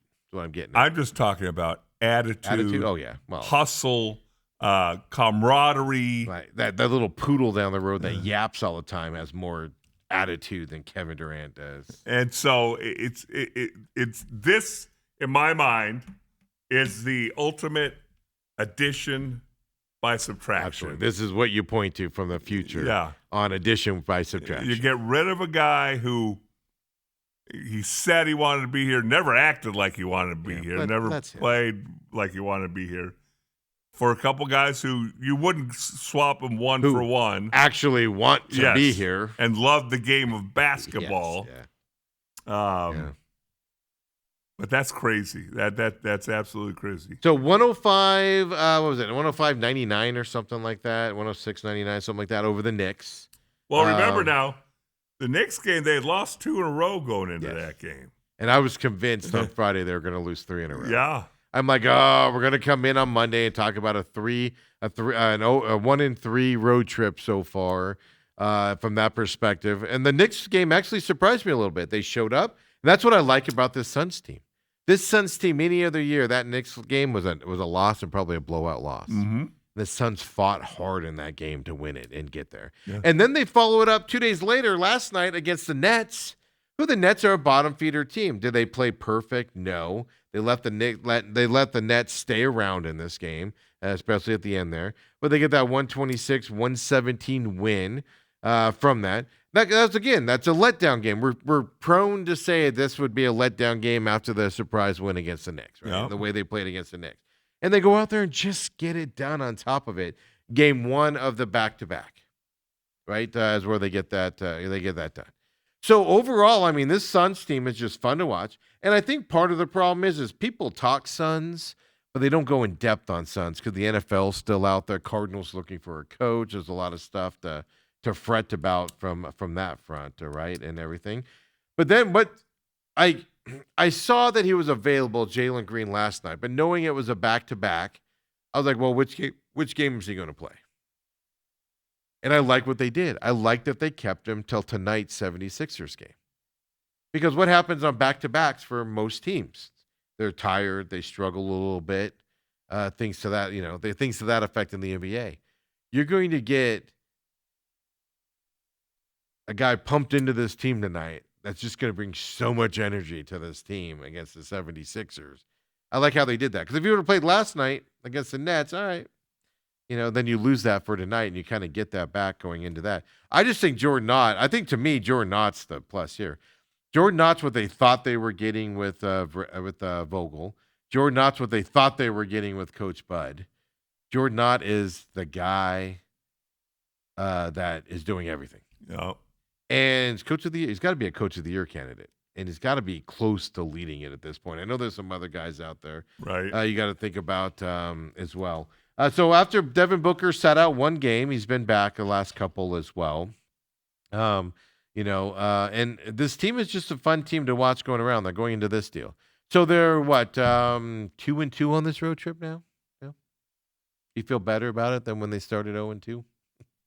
Well, yeah, but again, I said 4-2 would be great, but settle for 3-3. I think that Knicks game was as important a game as there was all season. Because you lose that game, and then all of a sudden, this could turn into something. Yeah. Well, I always thought with Green coming back, they'll right the ship again. I never thought it would go downhill after that. But I think I agree with you. Earlier in the season, they lost like four in a row. I think it was. They were 1-4 to start the season or whatever it was. It's important that you don't do it, especially because you again have the Pistons coming up. You have the Heat coming up, kind of the same thing that you're just dealing with now. You have the Heat, Nets, all at home now. Pistons, Cavaliers, Clippers, and then you got the Trailblazers, Warriors, and then 76ers again. And just avoid those long losing streaks, and you'll stay alive for that 5, 6, and 7 spot as long as everybody stays healthy. Any worry at all on Jalen Green coming back tonight? Yes. Every time he's on the court, is everybody going to go? You're going to hold your breath because it's been, I heard 33 games. 33 games, yeah. And he just missed, missed 33. Doesn't include what he missed earlier. The whole thing being, number one, how's he going to integrate himself? Colin Gillespie's going to have to sacrifice some minutes. There'll be some guys. I think that's good for this team. Is going to have to sacrifice a little bit of time. But gosh, if he can just get out there, I don't need him to score 29 points tonight. I need him to score 15 and have an impact on the game and wake up tomorrow morning feeling good. What I love and appreciate about it, because I think it's a days gone by kind of thing, that he's been with the team the whole time. Yes, I love how he traveled. You don't see NBA. I don't know. I'm going to call him a superstar, but he's a really, really good player. Right. You don't see guys like that travel with the team. They stay home, they get treatment, stay home, and get better. He's on that road trip, man, celebrating with this team and everything. It just shows you the chemistry he's got here with these guys. And I'll even go so far as I think Dylan Brooks, and I say I'm going to phrase it as, and I phrased it as they need a break. Doesn't mean they're going to miss, just they don't have to be out there all the time like they do now. Like Dylan Brooks shootings, like all of a sudden now Dylan Brooks gets a pass and he just shoots it. And he didn't do that earlier in the year, right? Colin Gillespie's always getting beat up as he's running around and stuff to that effect. And it's like, all right, these guys can take a breather, little bit more rest on the bench, get out there, perform their duties. The guys that are going to suffer are going to be like Livers and.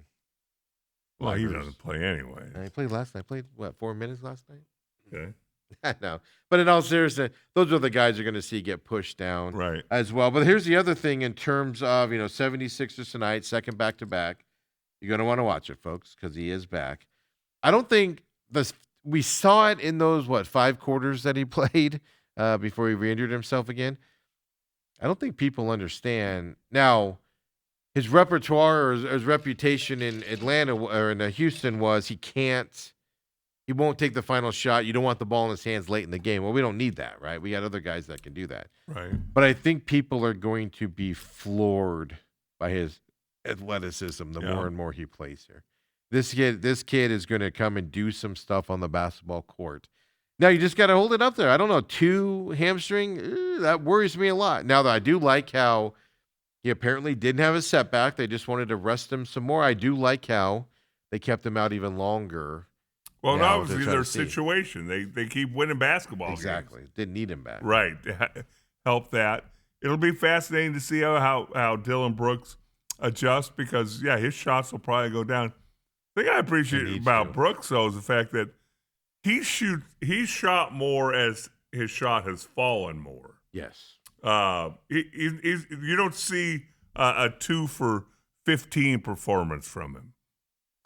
You did from 3. You've been seeing that from threes lately, where he's 1 for 8 from 3-point line. Not necessarily from the twos. I don't remember the Nets game, but I know for the Knicks and the Heat game, it was like, stop shooting threes, man. God, for the love of God, stop it. But you did start to see that a little bit creep in there as well. But this is going to be fun to see tonight. I'm looking forward to this game. Normally I wouldn't going to this game tonight with the Sixers because they should go in there and they should beat the Sixers. But obviously with Green. But does that give Devin Booker? I'm not going to say a ton of more rest, but does that give Devin Booker a little bit more rest as well? Like you don't need to rush him back here in the second quarter after he takes the first quarter break. Well, the thing I think it helps with Devin Booker, Jalen Brooks, Devin Booker. I think what it does for Booker is the fact that did you just have a stroke? Well, there's so many Jalen's out there. We were talking about quarterbacks last night, and there's Jalen this, Jalen that, Jalen. But I think what it does for Booker is the fact that people aren't going to be able to run guys at him. No. They're not going to be able to double team him like they have been. They're going to have to change their defensive pattern, which I think who are you going to leave open now? Right, which would only help Booker. Well, not just that, it's going to help Gillespie too.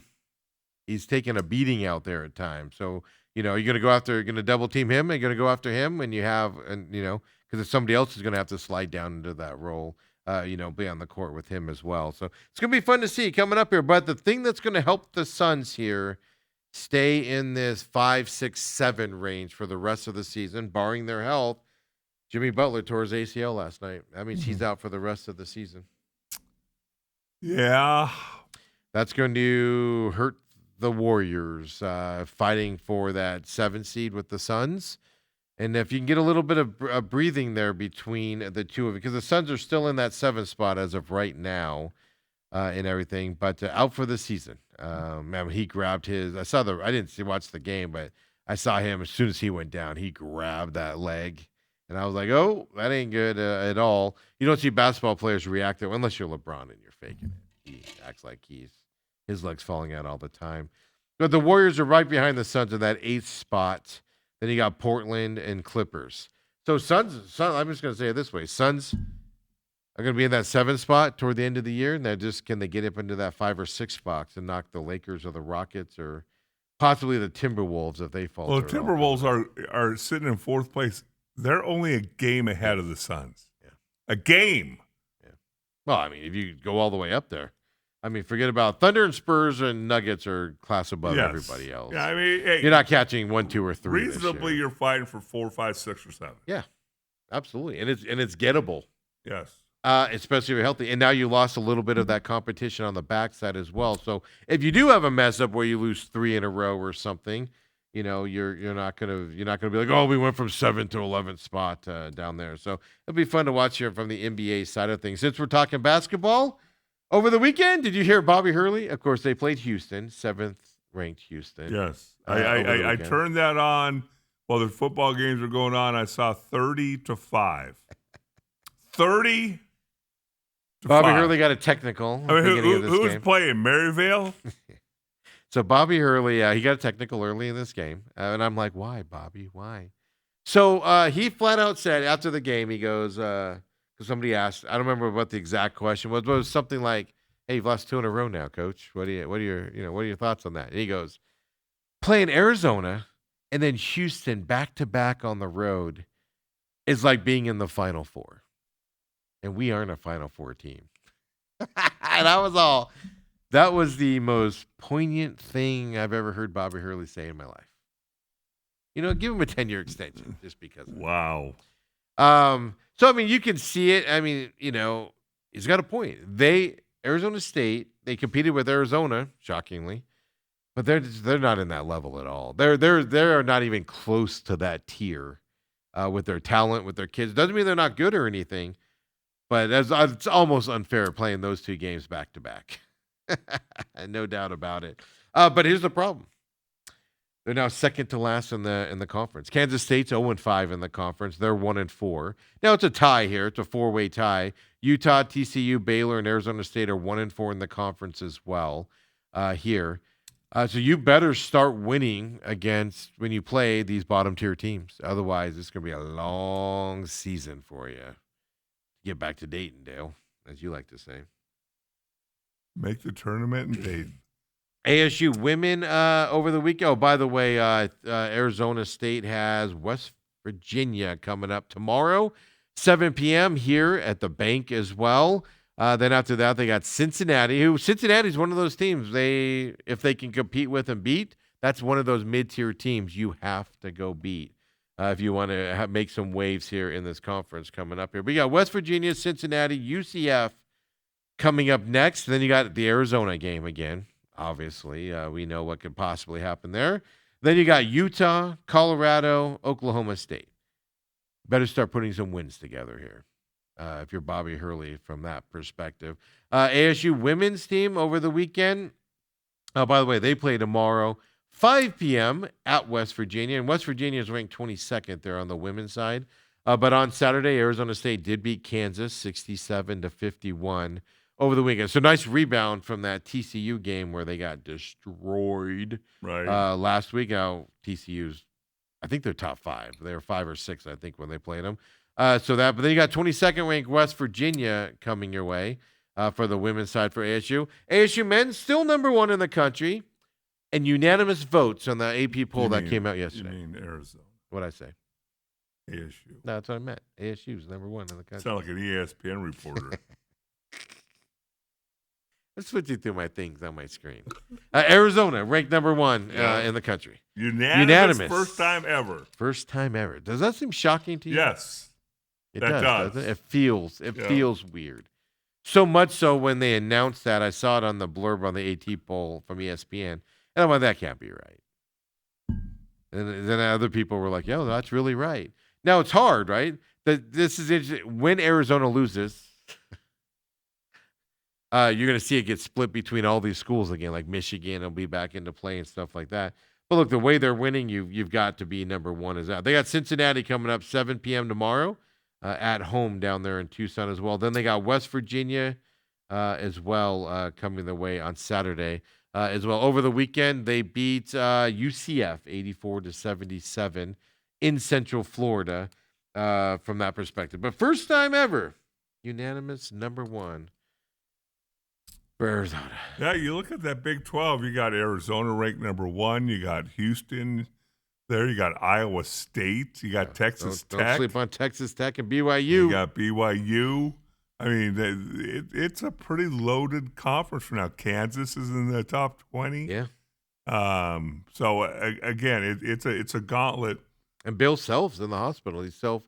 And checked himself into the hospital. So what's going to happen with that Kansas program? How Well, long's he going to be out? hopefully they're going to play ASU soon, and Bill Self will check him out. Self out. That's the game he'll return. Yeah. But in all seriousness, you hope he's okay Yeah. and stuff. He's had health issues over the last several years. But, he checked himself into hospital, so he's not with the team right now as well. But, it's Big 12 stuff. I mean, there's no doubt about it. And Arizona State's wrapped up into it. GCU men's got a big win over the weekend. Utah Big State. win. Woo-wee. Rushing the court. Yeah. Somebody goes, they beat Utah State, who was ranked 22nd or 23rd. I think something like that. 23rd. Yeah, going into that game. And they played them here in Phoenix. My favorite part about this is they people were posting, like Paul Coro, who works over there and stuff, were posting videos of the Havocs rushing the court. Like every comment underneath it, do they not win very often? Like, what are they celebrating? They beat Utah State.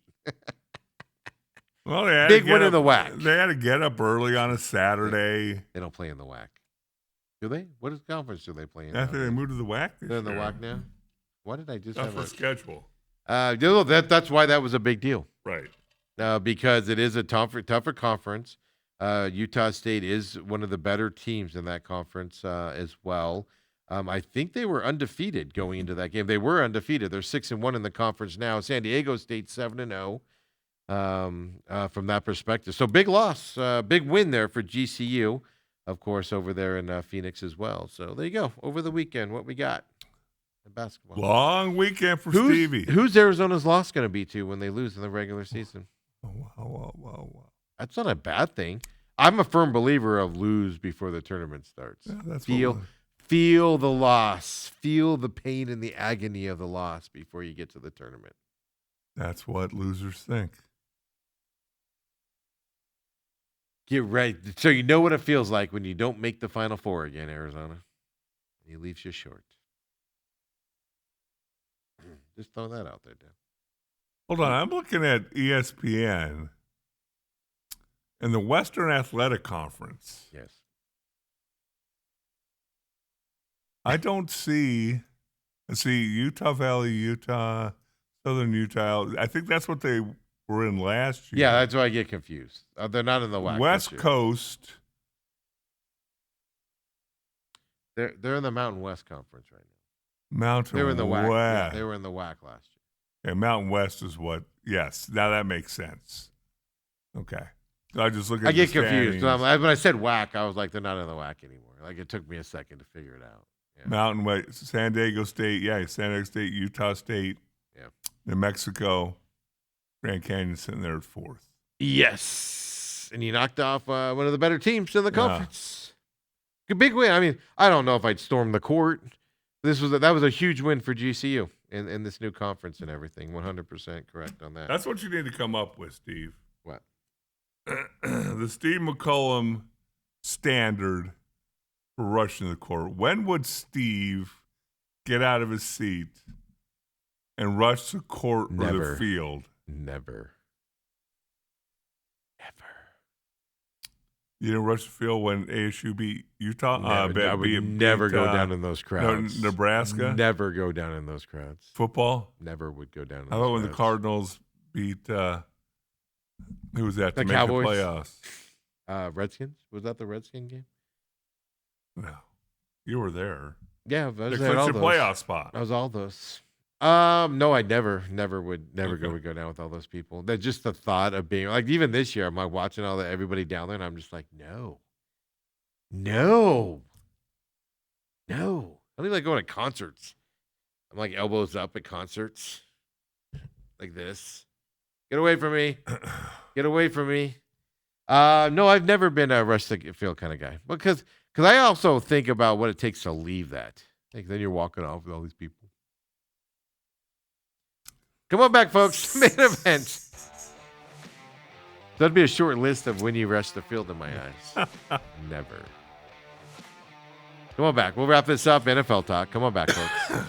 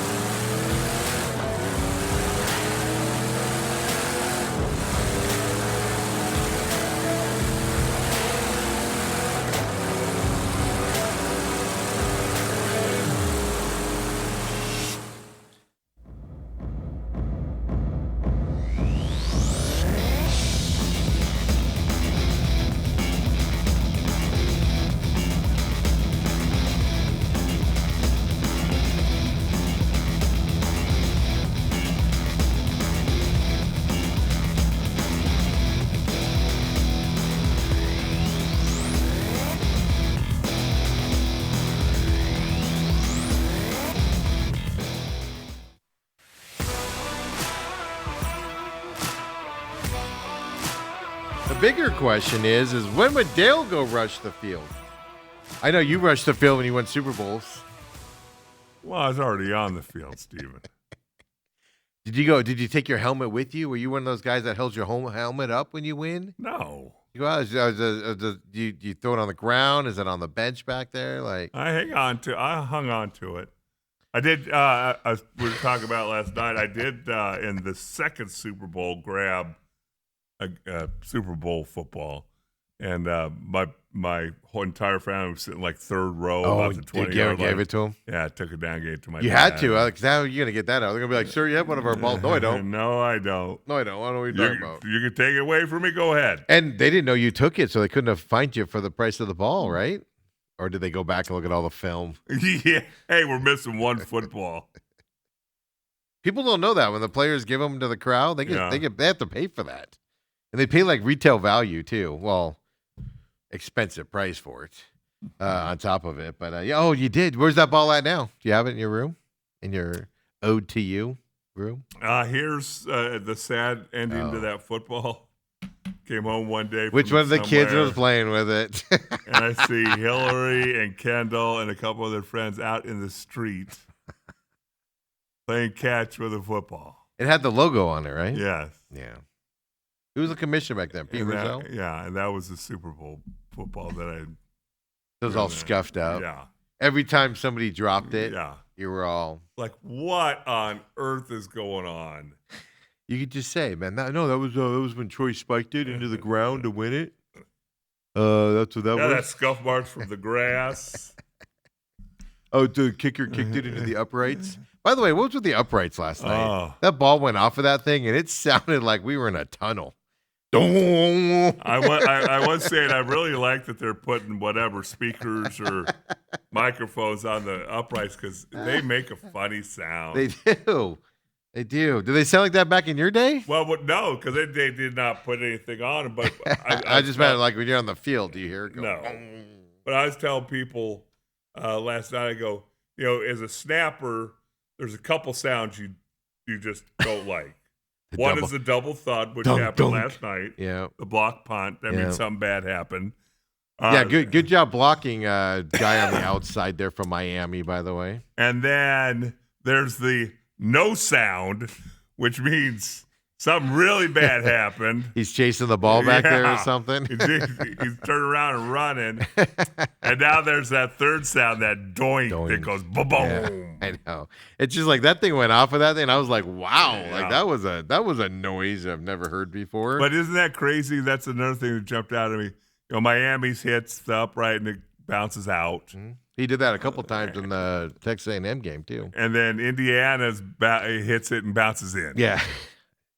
It is amazing. Just inches, Yeah. man. Just if that ball was one more inch inside, it would have gone. I just don't get like I said, every kicker kicks it now and puts a movement on it. Right. And I'm like, why do they do that? Because you watch it, that kick was good, and you just saw it slowly fading to the right and off the upright. It's weird how that happened. I don't understand why they do it that way, but hey, I'm not cool enough to be a kicker. So Sean McDermott gets fired yesterday, Dale. Surprised? I thought they lost in the first round. He was out because, like I said, he's one of those coaches where he got him as far as he could get him. Now people are going to think that's a knock on Sean McDermott. Possibly it is. You're not winning a Super Bowl with Sean McDermott with the Bills. He took that team that hadn't made the playoffs in years, got them to the playoffs 2017, and then boom, better. Just couldn't overcome the Chiefs and everybody else hump, right, and stuff like that. And he's gone as far as he can go, meaning the team's now starting to regress a little bit, and you need that fresh blood in there to hopefully pick it up. By the way, pay attention. Brian Daboll might be the new head coach of the talk about a downgrade if you're the Bills. They love him in Buffalo. He's from there. He's literally from that area. Yeah, Great. but he Awesome. also worked with Josh Allen early He in his did. career. Well, he was his offensive coordinator in the good years, and stuff like that. Yeah, yeah. Well, I saw the offense of the Giants. Folks. Yeah. I will not be sad if that happens because I just want to see him fail and be out of the league. But anyway, I digress. Interesting. Then they have to have a plan by firing him this late because you know who's available to interview and stuff to that effect. So I just think it's time. It's kind of like if you want to try to win that Super Bowl, you have to move on from McDermott. Now, by waiting so long because of where you went in the playoffs, I'm not saying they could have got him, but Harbaugh's gone, Pensing's gone, that defensive coordinator that everybody loves from Halfley from Green Bay is gone, right? And it's an interesting Stefanski, Atlanta's gone. So it's interesting dynamic there. But I wanted Matt LaFleur here from Green Bay for a reason. He does more with less in Green Bay. Green Bay doesn't go out and sign high-end free agents. They don't trade for big-name guys. They did this year, but they generally don't do it. And he gets them to the playoff here. He does more with less. Well, Sean McDermott, the Cardinals need what Sean McDermott did in Buffalo. And then I saw people online going, well, I don't want Sean McDermott here because he never got him to the Super Bowl. Hey, let's just make it to the playoffs 2 or 3 years in a row first. Wouldn't that be nice to be a Cardinal fan and go after about 5 or 6 years? Yeah. We're tired of winning a wild card game. We could fire McDermott after 10 years if he only gets us, to two NFC championship games. Oh. Well, let's worry about that when it happens. Right. But this is the type of coach that you look at, like LaFleur in my eyes, in Green Bay, who he re-signed with Green Bay, if you didn't hear. And this is the type of coach you should have in Arizona. He's done it before. He's overcome injuries before. He got a quarterback in there and worked with him and got him to be one of the best quarterbacks in the league and stuff to that effect. This is who you should go for, more so than Salah, who's now with the Titans, reportedly. Salah's never done it. This is a guy that has gotten a blueprint. You look at Sean McDermott and go, can you do that again? Can you do that again? But in warm weather this time. Well, and the other thing, you look at Buffalo, and I think they only had 2 Pro Bowlers this year. Is that what they? I know it was a small amount. Yeah, is that what they had to? It's not like they have this roster just loaded and oozing with talent. That's the other side. Their defense. They've been unloading their defensive talent over the last 2 to 3 years. Their offensive guys. Name somebody on offense besides Josh Allen. Go ahead. I'll wait. Buffalo has been getting rid of talent these last couple of years, so I'm not even going to put it all on him. But you need somebody that is proven to walk into a franchise that's on the downside of everything, on the negative side of stuff, and he walks in there and he sets the tone. I'm not a McDermott fan. I thought it was time they should have got rid of him if he failed this year. And I watch his press conferences, and I'm not impressed with the way he handles the team and stuff. But you know what he's done? He's done it before. That's the difference. And so it's like, all right, well, I'm missing something.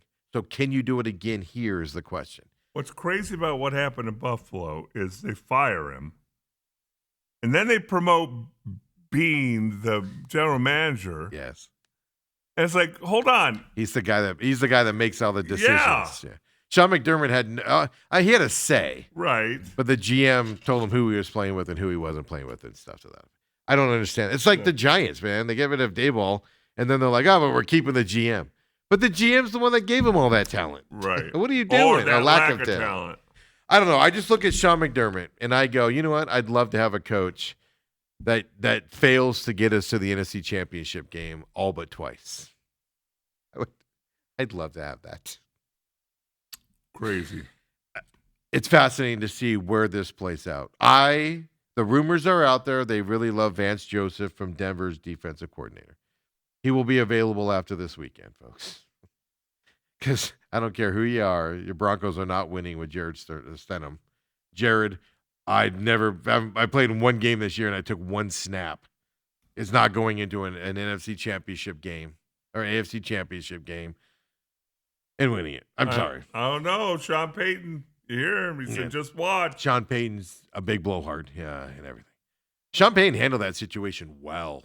I was impressed with the way he handled it. Did you hear the rumors that he really didn't break his ankle on the play? It happened in the celebration. Okay. I have seen people break down the second to last play where he ran the ball to set up the field goal and then the kneel down. He does not walk like he's got something wrong with his ankle on either one of those plays afterwards.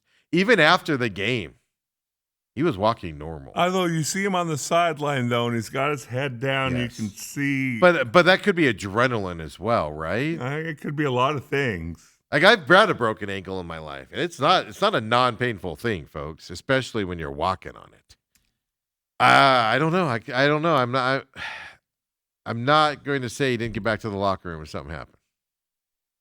Put it that way. Maybe he was playing basketball after the game. Shooting some hoops.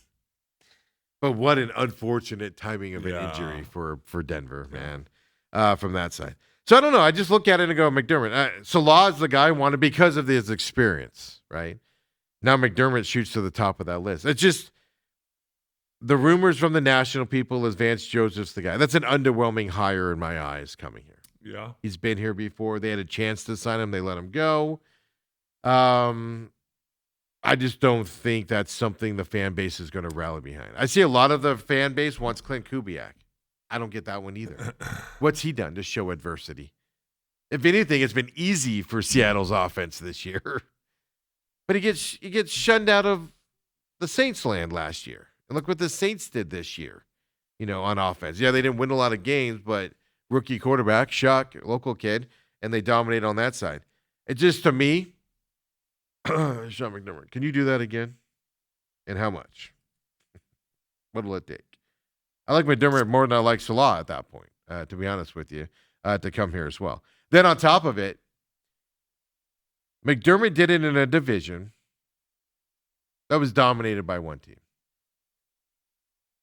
at the time, New England. Yeah. I'll refresh everybody. He's not going to be afraid to come in here and rebuild a thing with 3 dominant teams in a division. Okay, we'll get there. Let's go. Let's do it. Let's do it. Give me Josh Allen. Give me Josh Allen on the phone. It's probably what he's going to say. Well, and I just saw some. Do you think Josh Allen had anything to do with him being let go in Buffalo? Because if Josh Allen wanted him, do they let him go? Josh Allen has regressed last couple years. Well, partly because he has nobody to throw to. The running game's not that great. Defense sucks. The Bills are the Ravens of that conference, of that division, meaning they've regressed the last couple of years. They've had to take steps back, and it's hurt them on that side. I'm not going to say that he's upset about the move, but I don't know if he wasn't like Lamar, where Lamar wanted the coaching staff gone, and probably made the call to do so in Baltimore, if any of you believe those rumors. Right. Pensing, offensive coordinator of the Lions. Ooh. Okay. I don't know what world you watch Arizona Cardinals. Forget about this year. Just go to the last 2 years. When your offense in Detroit is used to a Ben Johnson type offense. I was watching national guys yesterday on Twitter. I was retweeting them out there. One person said, I think it was Dan Orlovsky, said he runs the same system as Ben Johnson. So it's going to fit in perfectly. I don't know about you guys. But I watch a lot of Cardinals games. I've watched a lot of Detroit games, and I watched Bears games this year. At no point in time did I go, Cardinals and Bears run the same offense. That's interesting. That's going to be it's going to be interesting to see how Campbell handles that. They interviewed Mike McDonald from the Dolphins. No, Dolphins. What's Mike McDaniels. Mike McDaniels. And I can agree with it. I can understand this, but they said we don't think he's a fit for here. Like they loved his offense and everything. They thought personality-wise he wasn't a fit. Because he's probably not that tough, rumbling guy. I will say this. Inside the room down here in Tempe, the Cardinals room, they loved Drew Pensing. They loved him. They thought he was great. Nobody else sees it. But apparently when the guy gets in front of you, he's a winner. I never saw it in the press conferences. I never saw it on the field. But, hey, if that's your decision, this Dan Campbell's days in Detroit could be wrapping up here soon. This is what we could point to. I got to think that Detroit will take another step back this season. I tend to agree with you. You watch the Bears offense, man, and that thing is explosive. just all over the field, hitting downfield, all of that stuff. At no point in his 3-year career here as the offensive coordinator in Arizona did you see that explosiveness even attempt to happen, let alone complete happen. I guess It's dink and dunk. It's slide throw to your tight end. A couple things that are different. Number one, you have an explosive wide receiver. You have two running backs that are pretty damn good. Yep. And you have a pretty damn dominant offensive line. Yes, he will have a good running game. Yeah. Yes. And maybe that's what Campbell sees. I'm just saying, of all the offensive coordinators that are out there, yes, that's the one you choose. Maybe we were just completely wrong. Hey, I'm not going to deny it. It might be possible. It might be possible that Drew Penzing's the next coming of. Yeah, watch them go to the Super Bowl next year. Penzing get hired as a head coach. I might vomit all over myself. Harbaugh finalizes his deal with the Giants after some consternation. They didn't get rid of the GM, but he's moving. He's gonna work in other areas, and Harbaugh's gonna report directly to the owner. Right. Because remember, I questioned that. I was like one of the first to question that. How does this work with the GM? And then as the days went by, even Friday, I was openly talking about it on the show, and then you started seeing all the rumors come out later on Friday about why is this deal not done? Right. That was the holdup, folks. The GM position was the holdup. Stefanski is the best hire in my eyes in this whole coaching set. Stefanski to the Atlanta Falcons, to me, watch out for the Falcons next year. He's going to be the guy to figure out how to make this offense work, regardless on the quarterback situation. He's going to figure out how to get the ball into his playmakers' hands and do some fancy things there. I love what the Falcons did by hiring Stefanski. Harbaugh, to be honest with you, I think is going to struggle a little bit in Giants land, at least for a year or two. They are very devoid of talent, and they'll have flashes, but I think that's going to be a bigger project than people think it's going to be. Moving forward on that. Halfley to the Dolphins. I don't get why that guy was such a high commodity, but good for the Dolphins. And then Salah, if you missed it last night, went to the Titans yesterday. 5-hour interview. They really, really liked each other, so they decided to get married. Salah to the Titans. And that would have been my first choice. Until McDermott, and now that McDermott's available, would it have changed?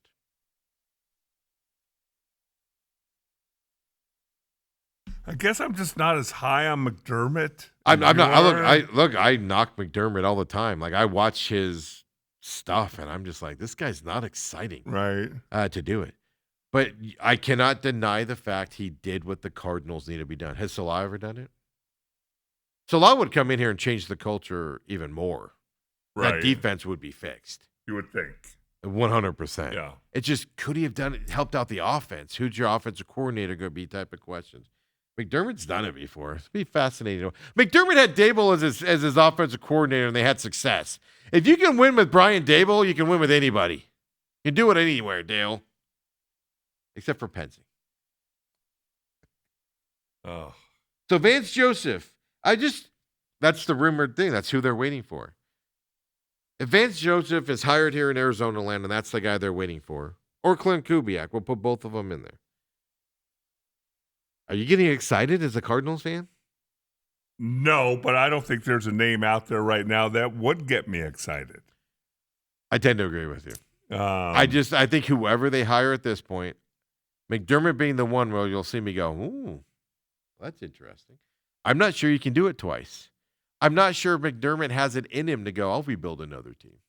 That's a lot of work, folks. I was reading stories about how paranoid he got over the years. Oh, really? Well, it's paranoid because media people took advantage of stuff and was posting stuff they're not supposed to or whatever. So they were kind of complaining about it. But that's not your fault if you're taking pictures of stuff you're not supposed to and putting it out there. But I was reading a lot of that stuff this week as well. So, yeah. So we go. Hey, here's the big question of the day here, and we'll end with this, Dale. Well, actually, I tell you what. No, we got another thing here as well. Don't let me forget, Kobe, you have to tell me about the other thing I got on there. But first, the controversy from this weekend. You saw a similar catch on Sunday as well. But here it is, the controversy, the interception here that ended up ultimately leading to the Bills losing the game. Then you got the overtime penalties, which were garbage and whatever.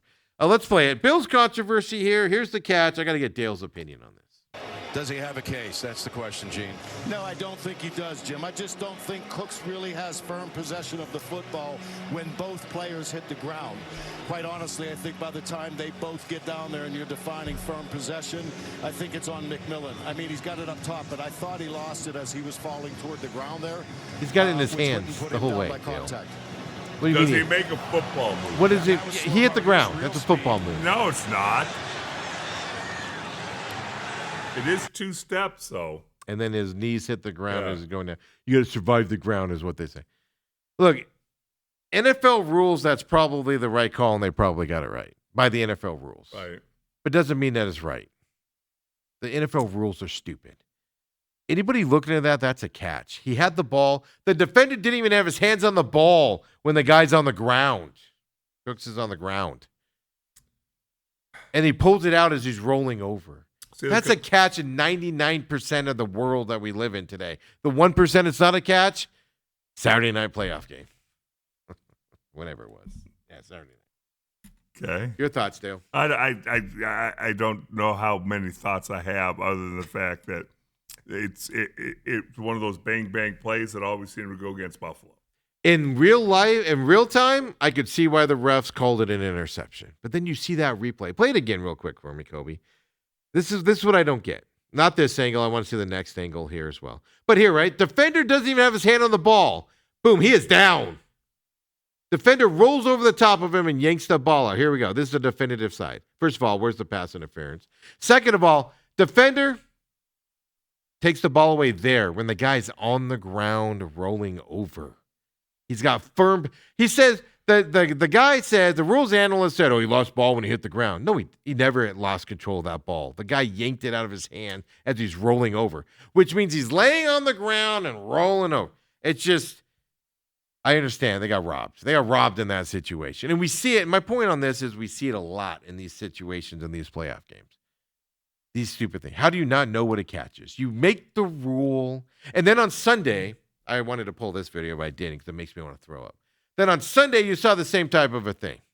And they call that a catch. 2 guys fighting for the ball and they go down. And it's a catch. If you make the rules so crazy, and then I'm watching pregame, which I never watch on Sunday morning. And they have to bring everybody and their dogs to NFL Network to justify that call. If you're justifying your call that much, you've screwed up. It should be, here's what the rule is, boom, that's what it is, and everybody goes, I don't agree with it, but I like it. They had to justify this till the ends come home. Till the cows came home. They have to have everybody and their dogs. Every old-time referee has to get on television and talk about, oh, this is why. When we can all see it. We can all see it in real time. They probably got the call right based off of the rule.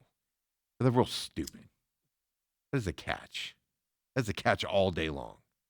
I had more of an issue with the Buffalo Bills interference calls. Don't get started on Than that garbage. I didn't see that live. I saw it afterwards, and I didn't even read about it. I just watched the overtime. And I was like, why am I not reading it? And then I go load it up, and I'm like, oh, I am. All I had to do is pay attention. Right. It's everywhere there as well. It's nauseous. But, Dale, let's end the show here with some fun. I'd like that, Steve. First time since 2020 that this has happened. Goalie fights!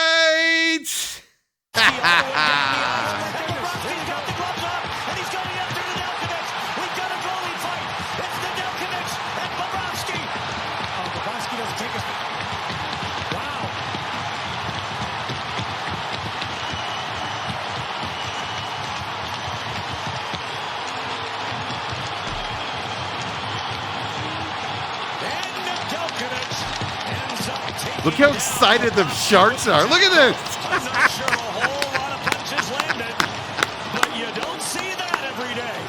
No, you don't. What are they fighting about? First time since 2020. Oh, because I actually saw the play that had happened. One of the Florida guys took a cheap shot against the Sharks, and I guess the goalies just wanted to get in on the action. That's a Fight. That's a long skate to get into a I know. fight. But then Bobrovsky, Bob as they call him, kept his helmet on. The dude had to rip his helmet off. That's the only place. These guys are designed to stop pucks shooting 100 miles an hour at their bodies. Yeah. They have so much padding on. And Bobrovsky's got his helmet on. Like, that's the only place you can hit, dude. What are you doing? Fantastic, Dale. Fantastic. I did not get juiced up on that. Fantastic. And then on top of it, somebody in the comment section goes, I like goalie fights. It's like they're wearing those big sumo outfits. Fight. First time since 2020, by the way, they're between the two. Dale, you go have yourself a good rest of your Tuesday. I will do that. Everybody else as well. McCollum on Business is posted right now on demand. Tuesdays, we do it at 7 o'clock. We'll be back to 11 o'clock starting tomorrow again.